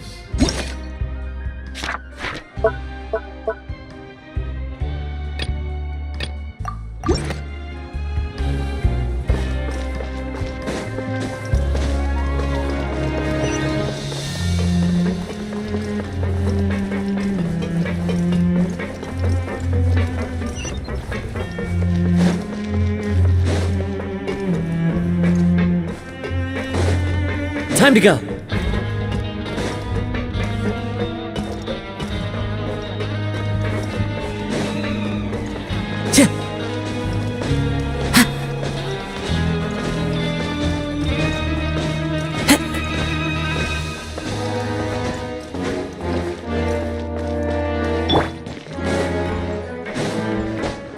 No time to lose.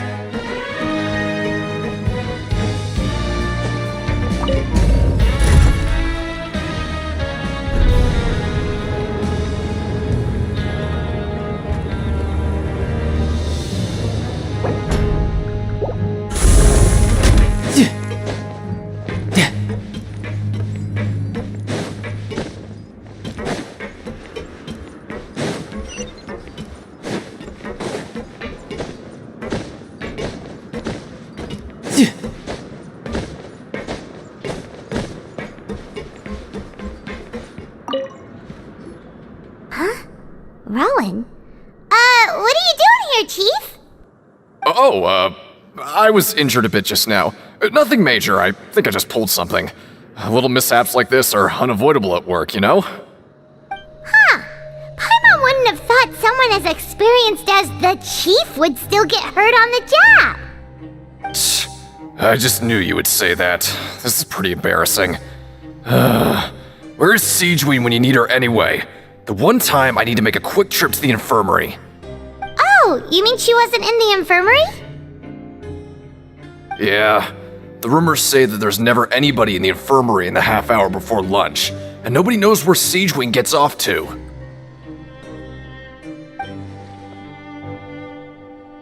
Huh. That's actually really strange. Siegeween's always super dedicated to her work. Where else would she possibly go? Forget it. I can take care of a small sprain like this on my own anyway. No need to trouble her.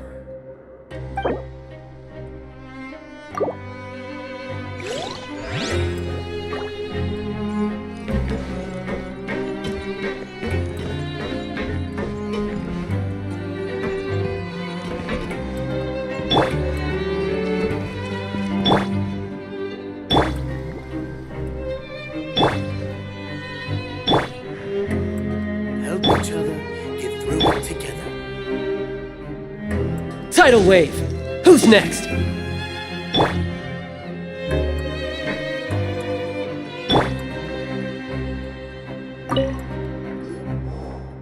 Oh, wonderful. I was worried that you'd be busy trying to earn reward coupons all the time, but it seems like you haven't neglected your investigation work after all. Paimon likes having more coupons, but no one wants to work all the time.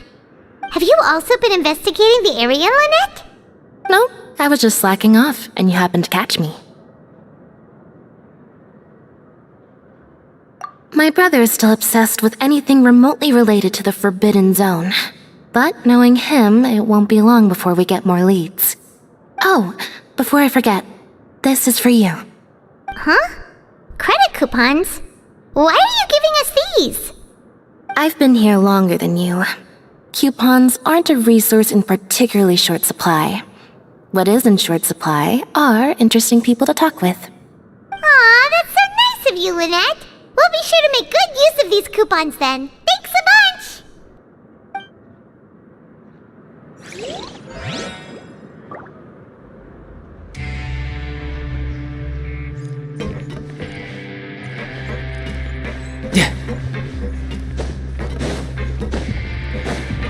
No time to lose. Hey, look! There's something here! Looks like a research notebook. That suspicious guy peeking into the infirmary just now. Are they a fan of Seedwing? He must have dropped this. Let Paimon read it real quick! The Melusine perceive the world very differently from humans. There are significant deviations. As a result, their sense of aesthetics and beauty is also very different from that of humans. This must be taken into consideration when giving gifts. Whoa, this all sounds pretty serious. He sure did his homework. And as for the notebook, let's take it.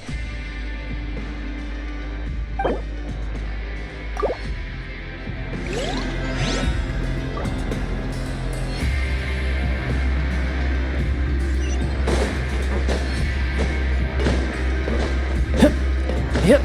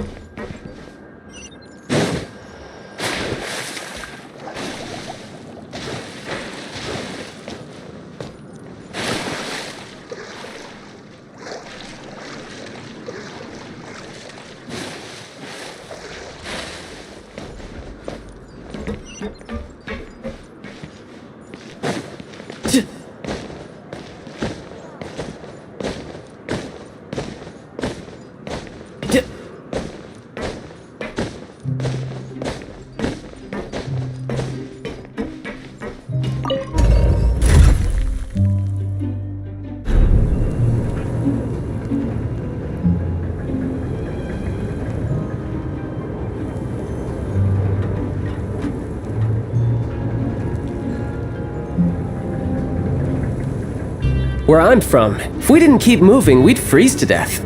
Literally.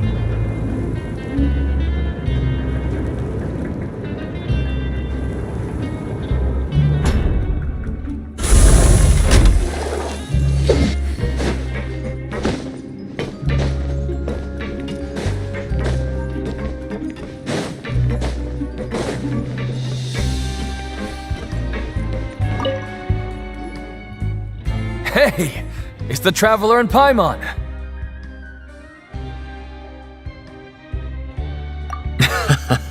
No need to tease me, okay? I won't trip on the same step twice. Just like His Grace said, paying attention to every little detail is the key to prosperity. Maybe this is the true meaning of rebirth, not just earning credit coupons.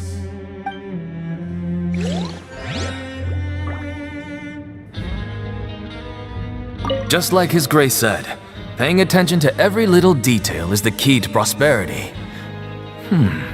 Maybe this is the true meaning of rebirth, not just earning credit coupons.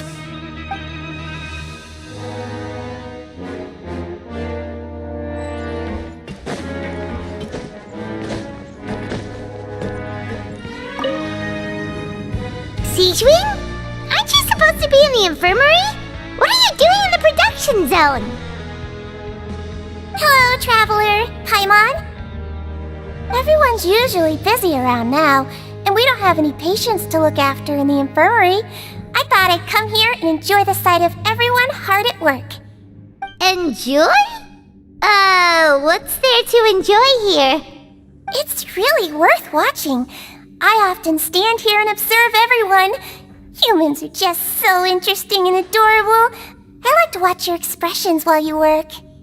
Are you talking about pets or people?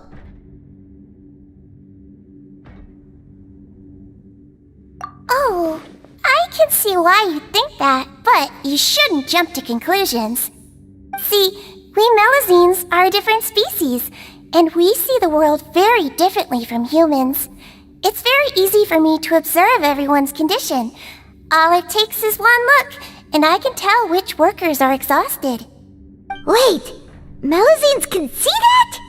Huh. That does sound useful for being a nurse.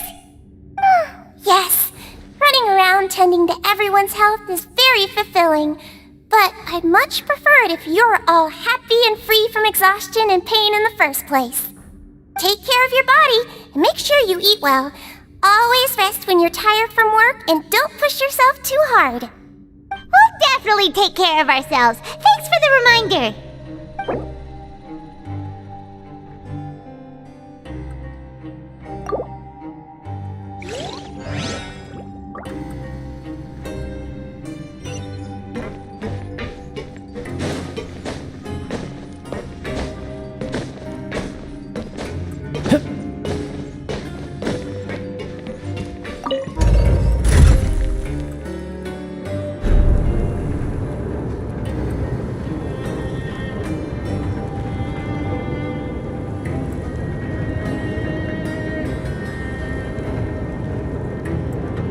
You know, there are better ways to seek out our enemies than, well, standing here.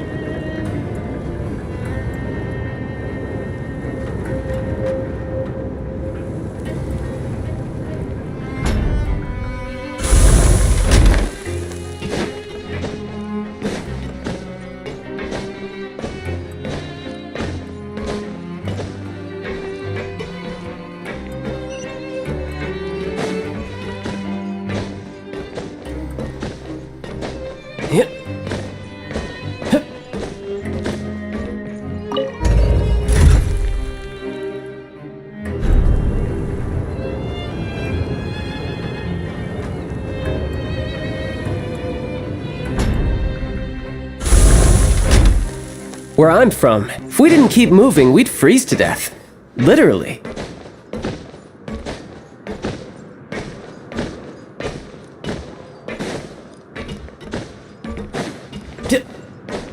Yep.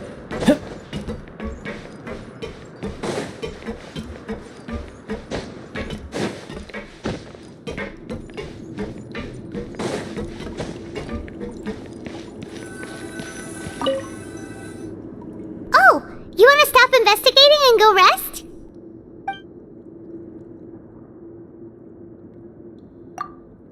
Okay, you should rest up. We'll be back at it tomorrow. So after working a few days straight, we got some strange meat in our lunch. What was that all about? Has our investigation turned up anything useful recently?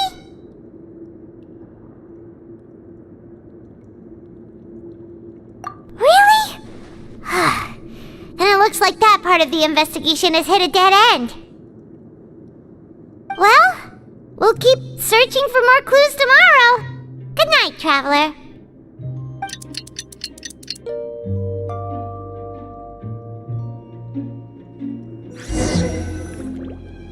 Oh, Paimon doesn't want to get up. Paimon still feels completely exhausted from yesterday. What do you have planned for us?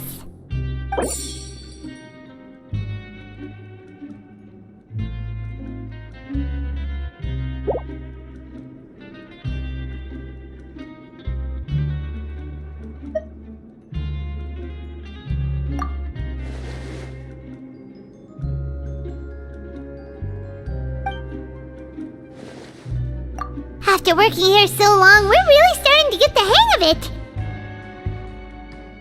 But doing the same thing all the time can get old pretty quickly. How are you holding up?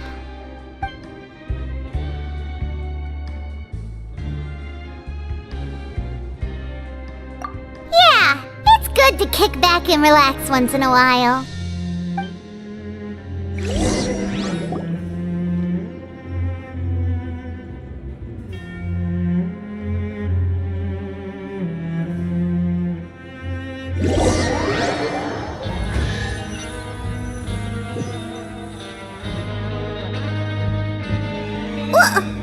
What is this garbage? Ooh, it looks disgusting! Oh, Paimon misses your cooking now. What would you like to do this afternoon?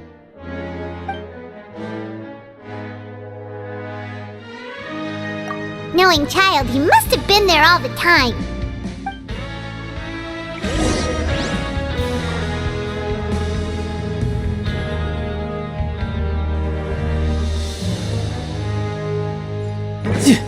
No time to lose.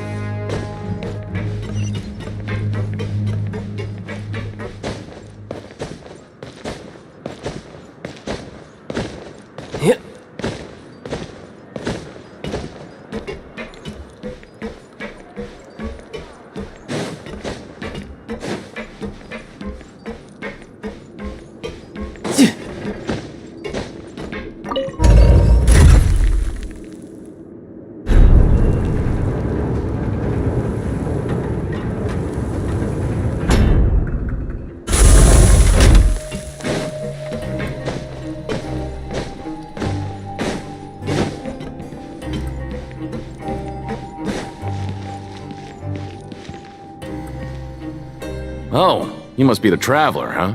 Sorry, mate, but competitors as strong as you are prohibited from participating. I don't make the rules, mind you, but I was given very specific instructions. Even convicts value their lives, don't they? I hope you can understand. But we have a game here that'll let you show off your strength, and you'll even earn some credit coupons in the process. What do you think? Interested? And if we lose the game, will it cost us credit coupons? Of course. That's the cruel reality facing every competitor in a place like the Pancration Ring. Okay, great. Let me walk you through the rules. The targets in front of you will pop up one after another. You'll need to hit the targets in the same order that they popped up. If you can complete a few rounds in a row with no mistakes, then you'll win credit coupons. But the second you mess up the order, you'll lose. Game over. The game costs 300 credit coupons to have it go. So, you up for it? Thanks for your patronage, mate. Now, let the game begin.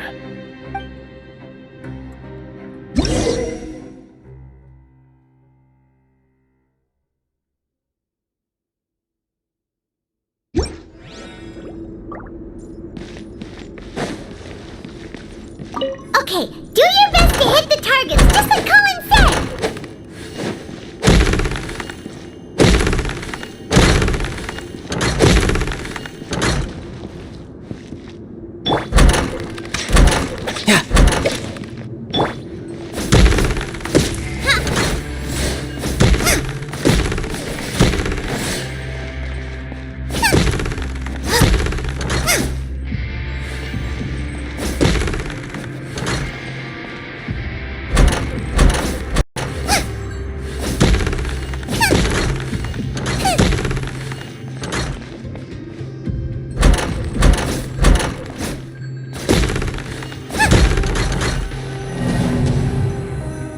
Okay, do your best to hit the targets, just like Colin said!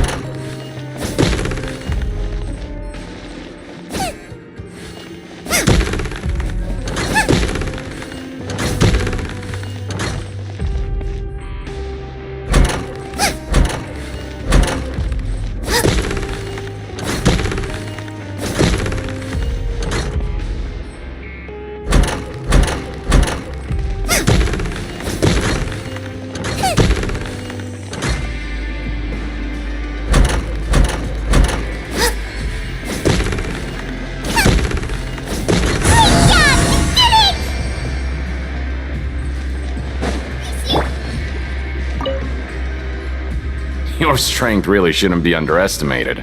Now I get why you're prohibited from participating in any official fights. Nobody who values their life would be willing to get in the ring with you. However, you two haven't tried betting on the outcome of a Pancration match yet, have you? Just go talk to Rusimov. Buy a ticket for whichever fighter you think will win. There's a big payout if the fighter you support comes out on top. But we don't know anything about the fighters. How can we possibly know who to support? That's normal. Just watch a few matches and get a feel for the fighters. It won't be long before you can pick winners in your sleep. He's got a point. Why don't we give it a try? If we we have enough coupons, we could probably bet at random until we figure everything out. Bet at random, huh? Well, how should I put it? It's not like you can't do that, but I'd advise you to give it some more thought first. Huh? We shouldn't get too carried away. What's the problem?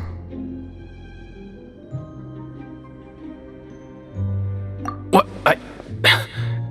Never even picked a boxer before, and you already know about the rules? You're not just strong fighters. Seems you're pretty perceptive, too.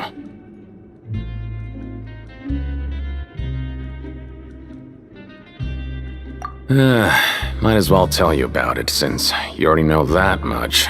Plus, I think you've got the potential to be one of my greatest customers. I think I can let you in a bid. Besides, I don't want to risk ever losing a customer like you. Is it that serious? Okay. The hidden rule here is, if you buy both boxers' tickets and support them both, something bad will happen the next morning. So the rule is that we shouldn't pick both boxers in the same fight. But if anyone actually did that, wouldn't they be guaranteed to lose coupons? Who would do that anyway? And what do you mean by something bad will happen? How would I know? Not like I'm stupid enough to do that. But I've heard a story about the rule. According to the rumor, there was a masked boxer who possessed incredible skill and power. None of his opponents even stood a chance against him. However, in the final match, the organizers told him to take off his mask. He refused and never showed up to the fight. And after that, he was never seen again.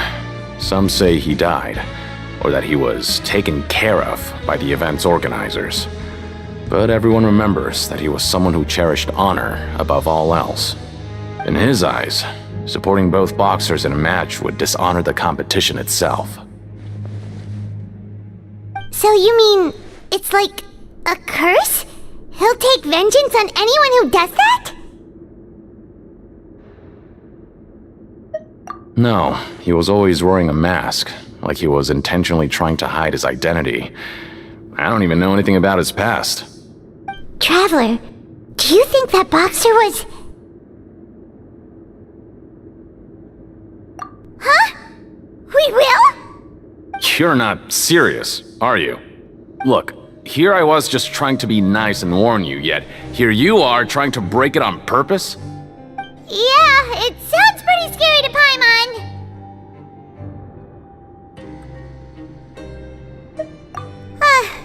Seems you've made up your mind. Just be sure to protect Paimon, okay? Betting on both fighters will set you back about 3,000 credit coupons. If you have enough, then go ahead and give it a try. Just don't come running back to me if something happens.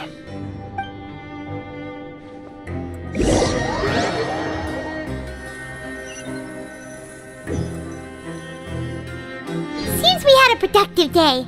Hope we can make even more progress tomorrow.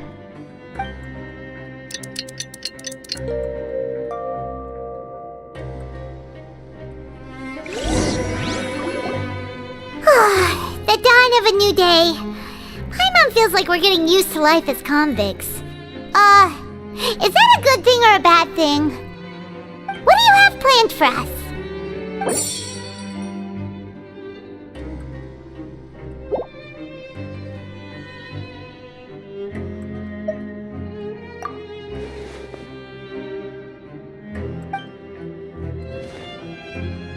After working here so long, we're really starting to get the hang of it.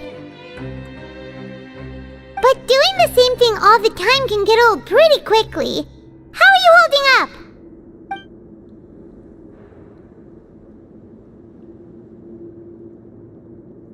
Yeah, it's good to kick back and relax once in a while.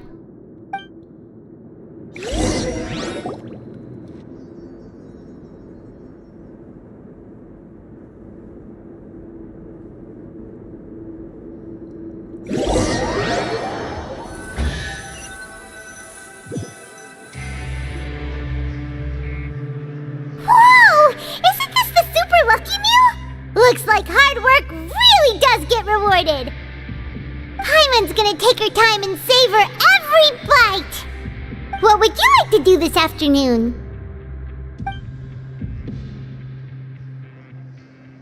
Knowing Child, he must have been there all the time.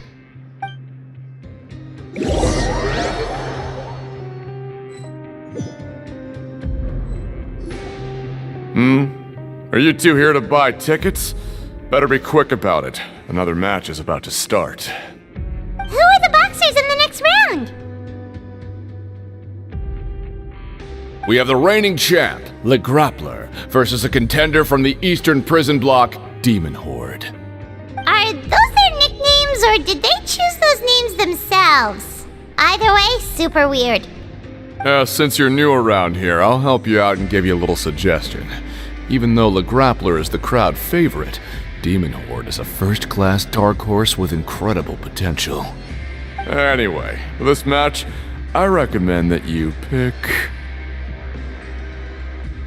Huh? For both fighters? I can tell you're new to this, but I didn't think you were completely clueless. Maybe you don't quite understand the rules, no? Let me try to explain again for you more clearly. You see... Oh, no need. We're aware that we're going to lose coupons. Alright then, if you're absolutely sure. Remember, no refunds once you buy the tickets. Yeah, we got it! Just shut up and take our coupons!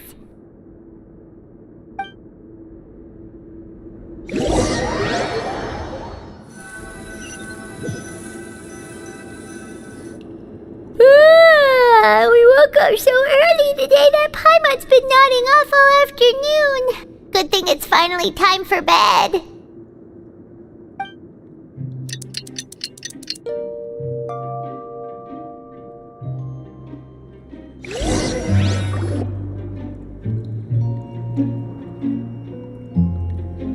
Hey, Traveler! Paimon! Package here for you.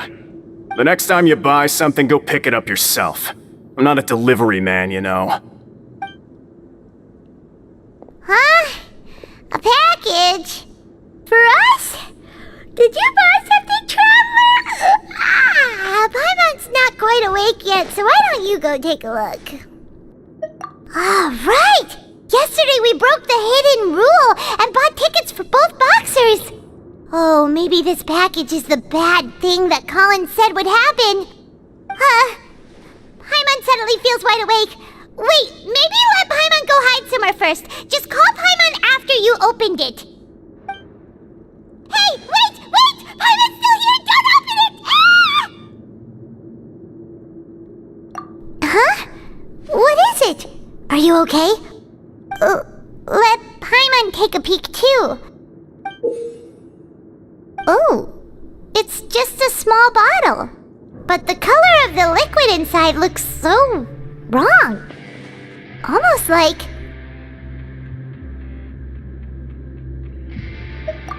Alright, that's enough of that. No need to say it out loud. Paimon already knows what you're trying to say. Ugh! No way! Get that stuff away from Paimon! Paimon thinks we shouldn't open the bottle until we figured out what's going on. Just trust Paimon on this one, okay?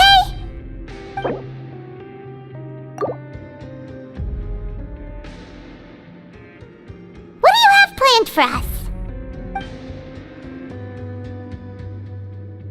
Though it feels nice to slack off a little, less work means less coupons. Let's make the most of our morning.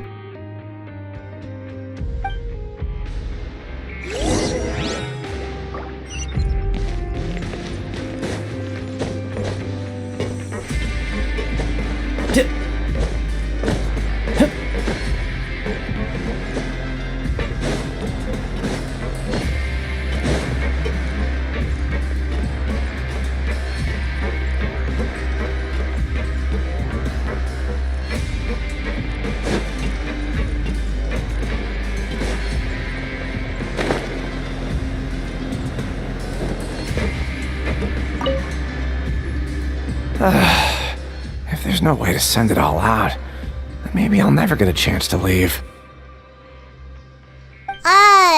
Who are you? We've never seen you before, and you don't look like a fellow convict. I'm not! Of course I'm not. Please, don't mistake me for a criminal. I'm a good, law-abiding citizen. Then what are you doing here? You sure seem anxious about something. I'm a promoter for Fontico, and I'm usually responsible for promoting our drink products. I thought I could complete my task here quickly and return to headquarters, but I've been here way longer than I anticipated. Oh, a promoter from Fontico? So what kind of problem did you run into? I'm so upset. It's all because of that Duke. After discussing the company's promotional plans with him, he told me outright that my project was worthless. However, in light of our long history of successful collaboration, I still tried to patiently explain the details. However, to my surprise, he just cut me off while I was speaking. Let me take a moment and recall his exact words. I'm just gonna stop you there and say no. If anything, I'm saving you time. It seems you don't fully understand the value of credit coupons here, nor do you understand the value of your own products. The former is because you are from the overworld. That's understandable, and I don't blame you for that. But as for the latter, only someone monumentally stupid, so breathtakingly stupid that they were completely ignorant of the value of credit coupons, despite living in the underworld, would ever possibly consider buying your drink. Let's just forget it. Anyway, that's how he rejected my proposal and asked me to come up with another solution with the condition that it doesn't cause any trouble for him. Can you believe that guy? Well, he is the head honcho here. Not much you can do about that. We met him too and could tell that he's the kind of guy that's hard to pin down. Fine. I know I should just let it go. I'm on his turf after all. His house, his rules.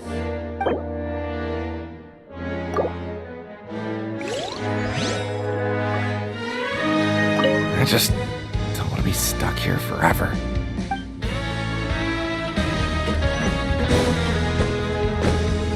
Yep.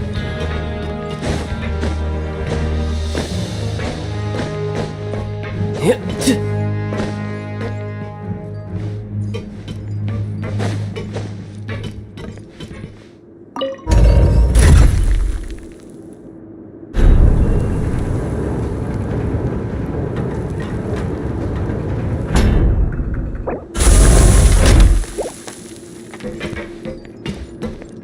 No time to lose. Yep.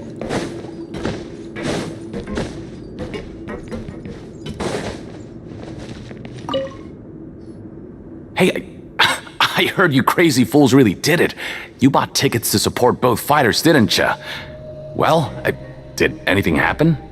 Well, the next day we received a mysterious package, but we still haven't made any sense of the contents. So it is real. You didn't become cursed or anything like that, did ya? Are you both still okay? Wait, are you sure that it's still you controlling your bodies right now? Paimon's not sure. What do you think, Traveler? Is Paimon still Paimon?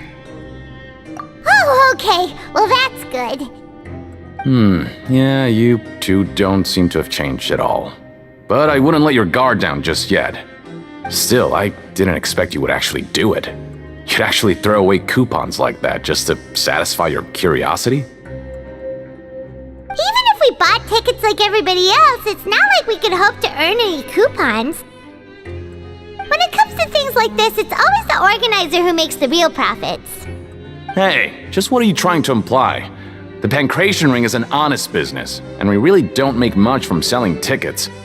We make so little that even the current tournaments can only be held thanks to funding from the producer of Fanta. Oh, so it's the company that manufactures Fanta sponsoring the events? Paimon thought all of this was thanks to the Duke's support. Let's just say it's a mutually beneficial arrangement. They reached out to us first, hoping to promote Fanta products in the Fortress of Meropide.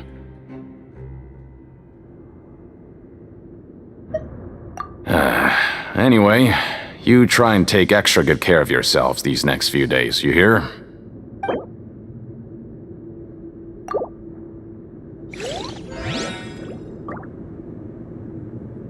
Oh, it's you. You must be absolutely loaded with coupons if you have time to stroll around like this.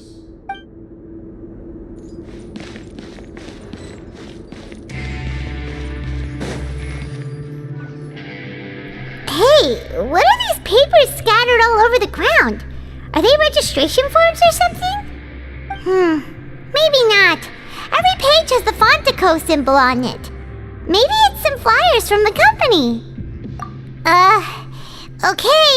But if someone catches us, they could accuse us of trying to steal the company's secrets, couldn't they? Oh, you're right. Guess there's nothing to worry about then. Let Paimon have a look here.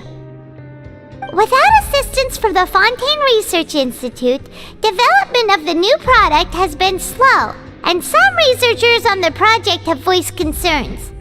We have no choice but to let the new product undergo the first phase of promotional trials without a designated name or packaging. We will adjust the direction of future development according to feedback. We have decided to only conduct closed, small-scale trials for the time being. Sure doesn't seem like anything unusual. The company is just trying to develop some new products besides Fanta, but it sounds like things aren't going well at all. Let's put these papers back where we found them and make it look like nobody went through them. Okay, good.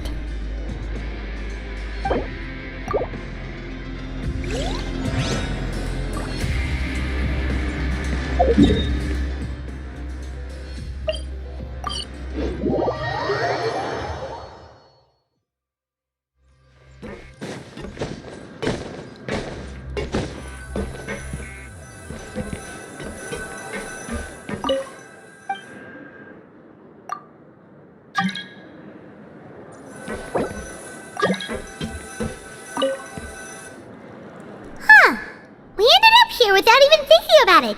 Wanna grab something to eat? Alright, but remember that we bought this time with coupons, so let's make better use of it next time.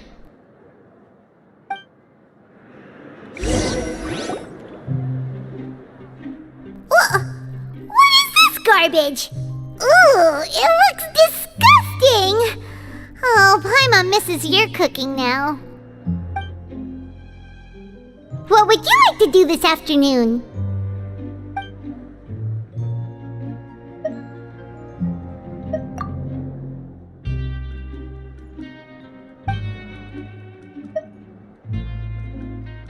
Seems you're really getting the hang of things at the Pancration Ring now. But just playing the same game over and over? It's getting kinda tiring. Yeah, why don't we have Collins lower the difficulty a little? You know, so we can just breeze through each level.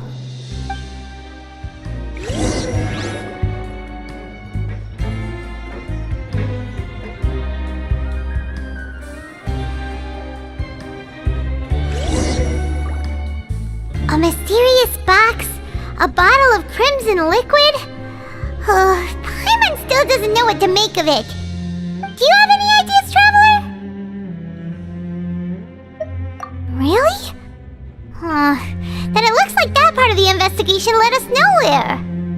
Well, maybe we'll have better luck tomorrow. Good night, Traveler.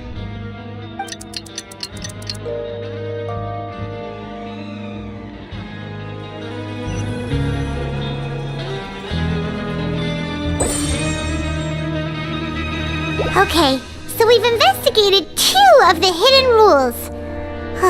Paimon didn't think this prison would have so many weird things going on. We'd better pick up the pace with our investigation, otherwise we'll never get anywhere. Yeah, let's skip work for now and put our time to good use.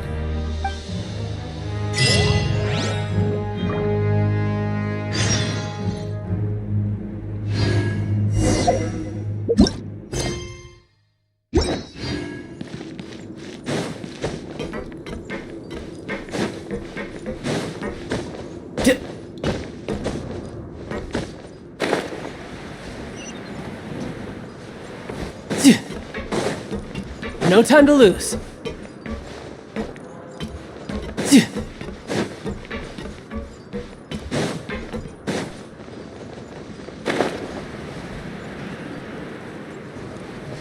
Hey, isn't that Vidoc over there? Huh. Is it just Paimon, or are there fewer people than usual here today?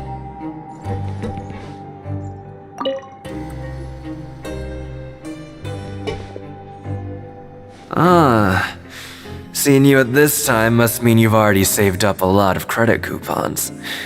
Or at least enough to skip work. Seems you're getting into the swing of things around here. Impressive. Very impressive. So, now can you tell us about the hidden rules you know? If that's what you want to know, I guess you couldn't have come at a better time. Huh? What do you mean it's a good time? Leonid and those other pesky broke urchins have all gone to work in the production zone. I wouldn't want them listening in without paying up. We get it! Just tell us already! So, you know those pipes that make strange sounds? Don't ever, ever go near them at night. Even if you manage to avoid the guards, you might find something even more terrible there. Something even more terrible? Like what? A group of cannibals. Cannibals? In the Fortress of Meripede? Every month, they meet a few times in the dead of night. Rumor has it they might be connected to the people that have disappeared here. But what's even scarier is that they have a special proclivity. Since they have no way to dispose of the leftover remains, they have ways to transform them into other forms and keep them in the fortress forever. Paimon might already know what you mean by other forms. So that's what's going on here. Oh, Paimon's stomach doesn't feel so good.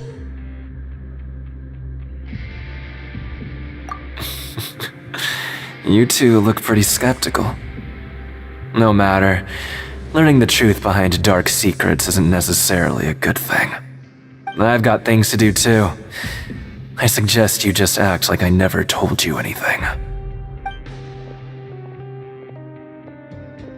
Traveler, can we just trust him on this one? Oh, Paimon doesn't want her blood and flesh entombed here for all eternity? Oh, so that's how you see the situation. Huh. You know, Paimon does feel a little better about it now.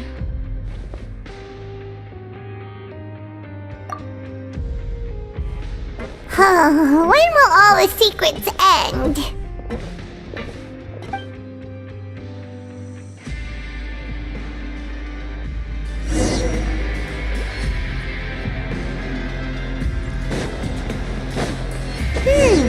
Vidoc isn't here. But the guys who went to work in the morning are back. Let's go ask them! Just stay away from me. Just stay away from me. What? What are you saying? You shouldn't go around saying stuff like that.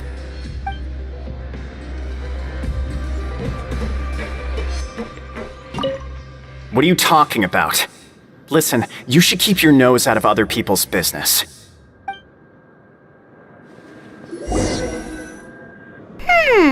Their attitude sure is suspicious. Like they're trying to avoid us. But if they're being so obvious about acting weirdly, do you think they might just be trying to lure us in? Oh, this is all getting way too creepy for Paimon. So you mean we still need to investigate some more? Okay, if you say so. No time to lose.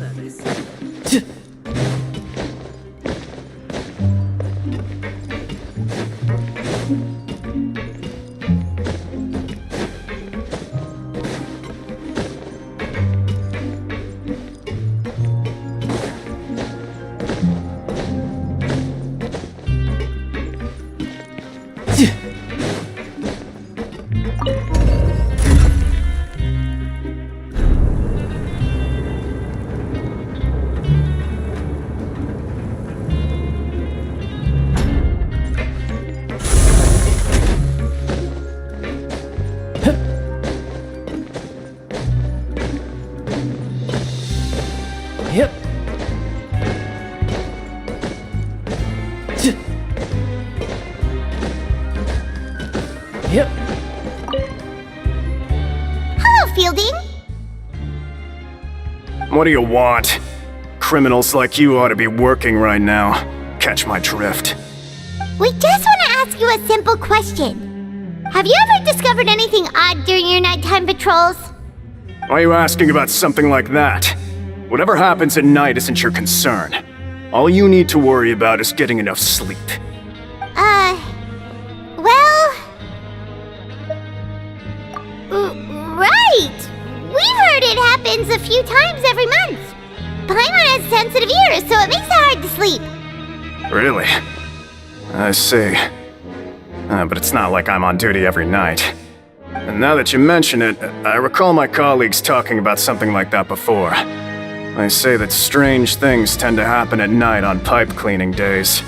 Lots of us don't willingly take those shifts. So, what happens at night on pipe cleaning days? They just conduct regular cleaning of the fortress's drainage facilities. There are 3 pipe cleaning days per month, and it just so happens that today is one of the scheduled days.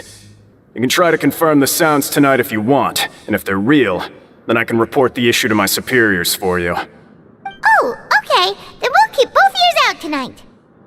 If that's all, then I'll be leaving now. I advise you not to try anything funny, though.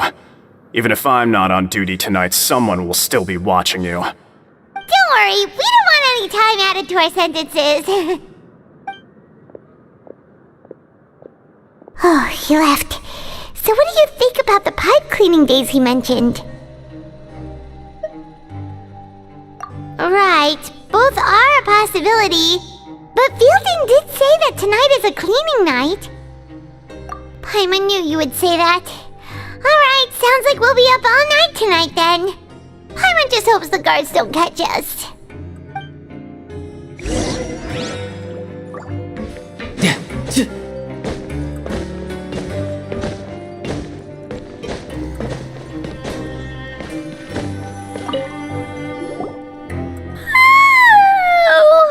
I'm so tired. But we can't sleep yet. They'll be cleaning the pipes tonight, so it's the perfect chance for us to investigate.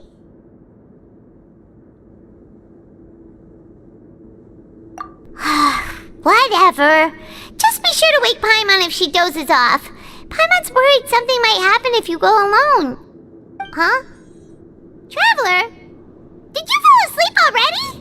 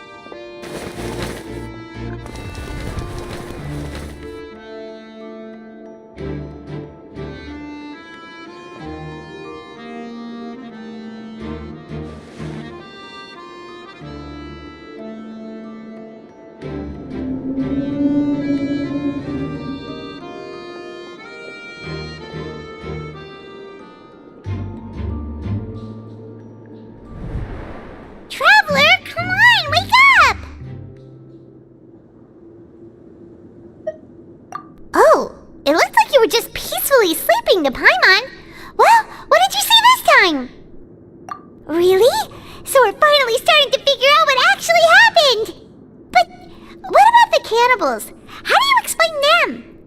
Okay, well it's about time for us to get moving. Just be careful to avoid the patrolling guards.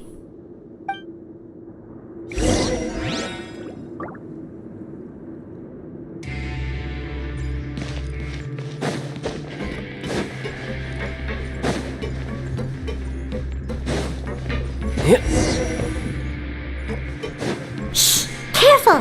We'll get in trouble if the guards catch us!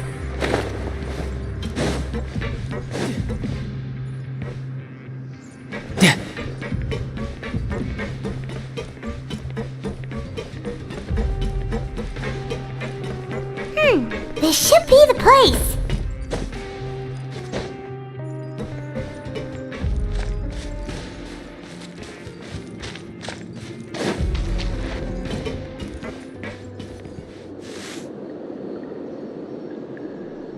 What? I know you. You were the ones we saw. Huh. You've got guts showing up here. You know who we are, right? You'd better leave now. Ain't nobody coming here to save you. What'd you say?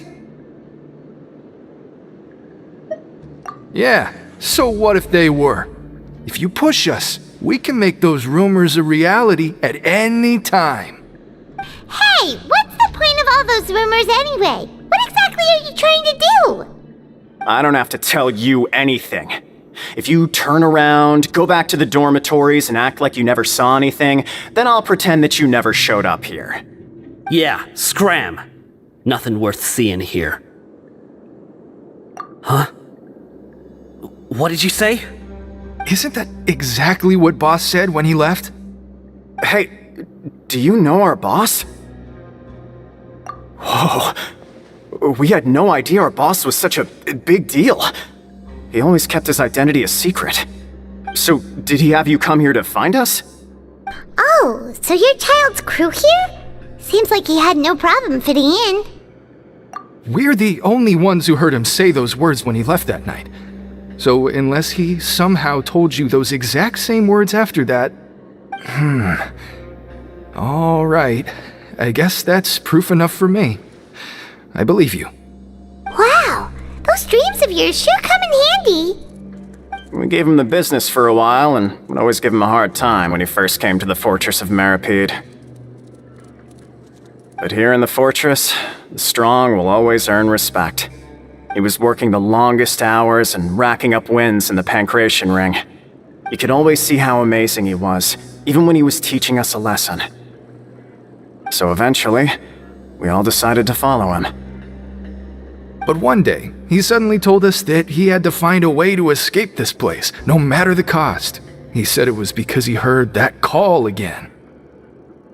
And as his crew, if the boss wants something, then it's our job to get it done. So, we got to work and used the hidden rules that were here to make up and spread the rumor about the cannibal rule. We just wanted to give him a better chance of escaping on a night after the pipes had been cleaned. Oh, thanks to your rumor, nobody would want to come anywhere near here, prisoner or guard. Wow, it sure is easy to exploit people's fear of the unknown. But has a child already escaped? Why are you all still coming here after pipe cleaning day? Because as far as we know, the pipe he went into isn't actually an exit. It should be a dead end. It leads to an abandoned factory area, and even if there were a way to escape from there into the sea, we're still way too deep. No one could ever reach the surface alive. But Boss still insisted on going in. It's like he was obsessed about it. So we told him that we'd pretend as if he never existed while he was gone. And that if he wanted to come back, he should wait for nighttime on a pipe cleaning day. That way, we could meet him here and help cover the whole thing up. So you come and wait here through the night a few times a month just because of that promise? Yeah, but it's been so long now. We already know in our hearts that he must have managed to escape somehow. Is it also possible that something unfortunate happened to him? Nothing could ever defeat Boss or slow him down. It's one thing we know for sure. Okay. Paimon was just brainstorming possibilities. Alright. Keep quiet and follow us.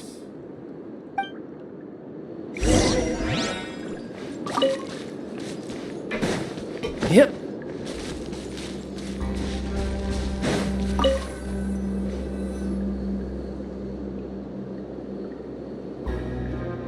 The way up from here has been sealed off. It's impossible to get through. Boss left by going down from here. It wasn't full of water at the time. Later, we came back hoping to have a look. That's when we found out it had been completely flooded. It's impossible to navigate unless you're an extremely skilled diver. Do you think Child got trapped by the water? Not likely. We all know that Boss was an incredible swimmer. Really? Then have him come investigate, pronto. Just be sure to tell us if you get any news about Boss.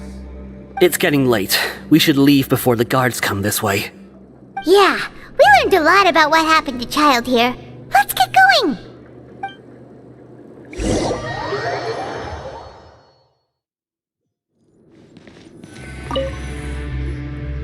Whew. We finally learned some key information. Seems all of our investigative work has finally started to pay off. When you said you knew a diver, you were talking about Fremine, right? If we ask Linny, he'll definitely have Fremine help us. Ugh. Why is Child like this? What was he doing going into the pipes? Not making our jobs easier, that's for sure. Fortunately, though, it seems like it's only a matter of time now before we find out what really happened. Now that we can finally relax, I'm starting to feel super sleepy. Let's try to get some rest while we still can. Nighty-night, traveler!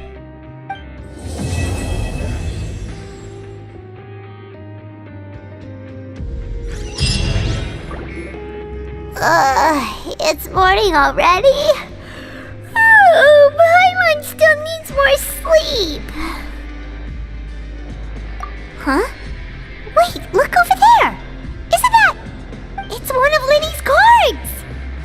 Let Paimon see what's written on it! Maybe you haven't heard, but today is the monthly free day. Everyone has the day off today, which makes it the perfect time to do some investigating. It's been a while since we last talked.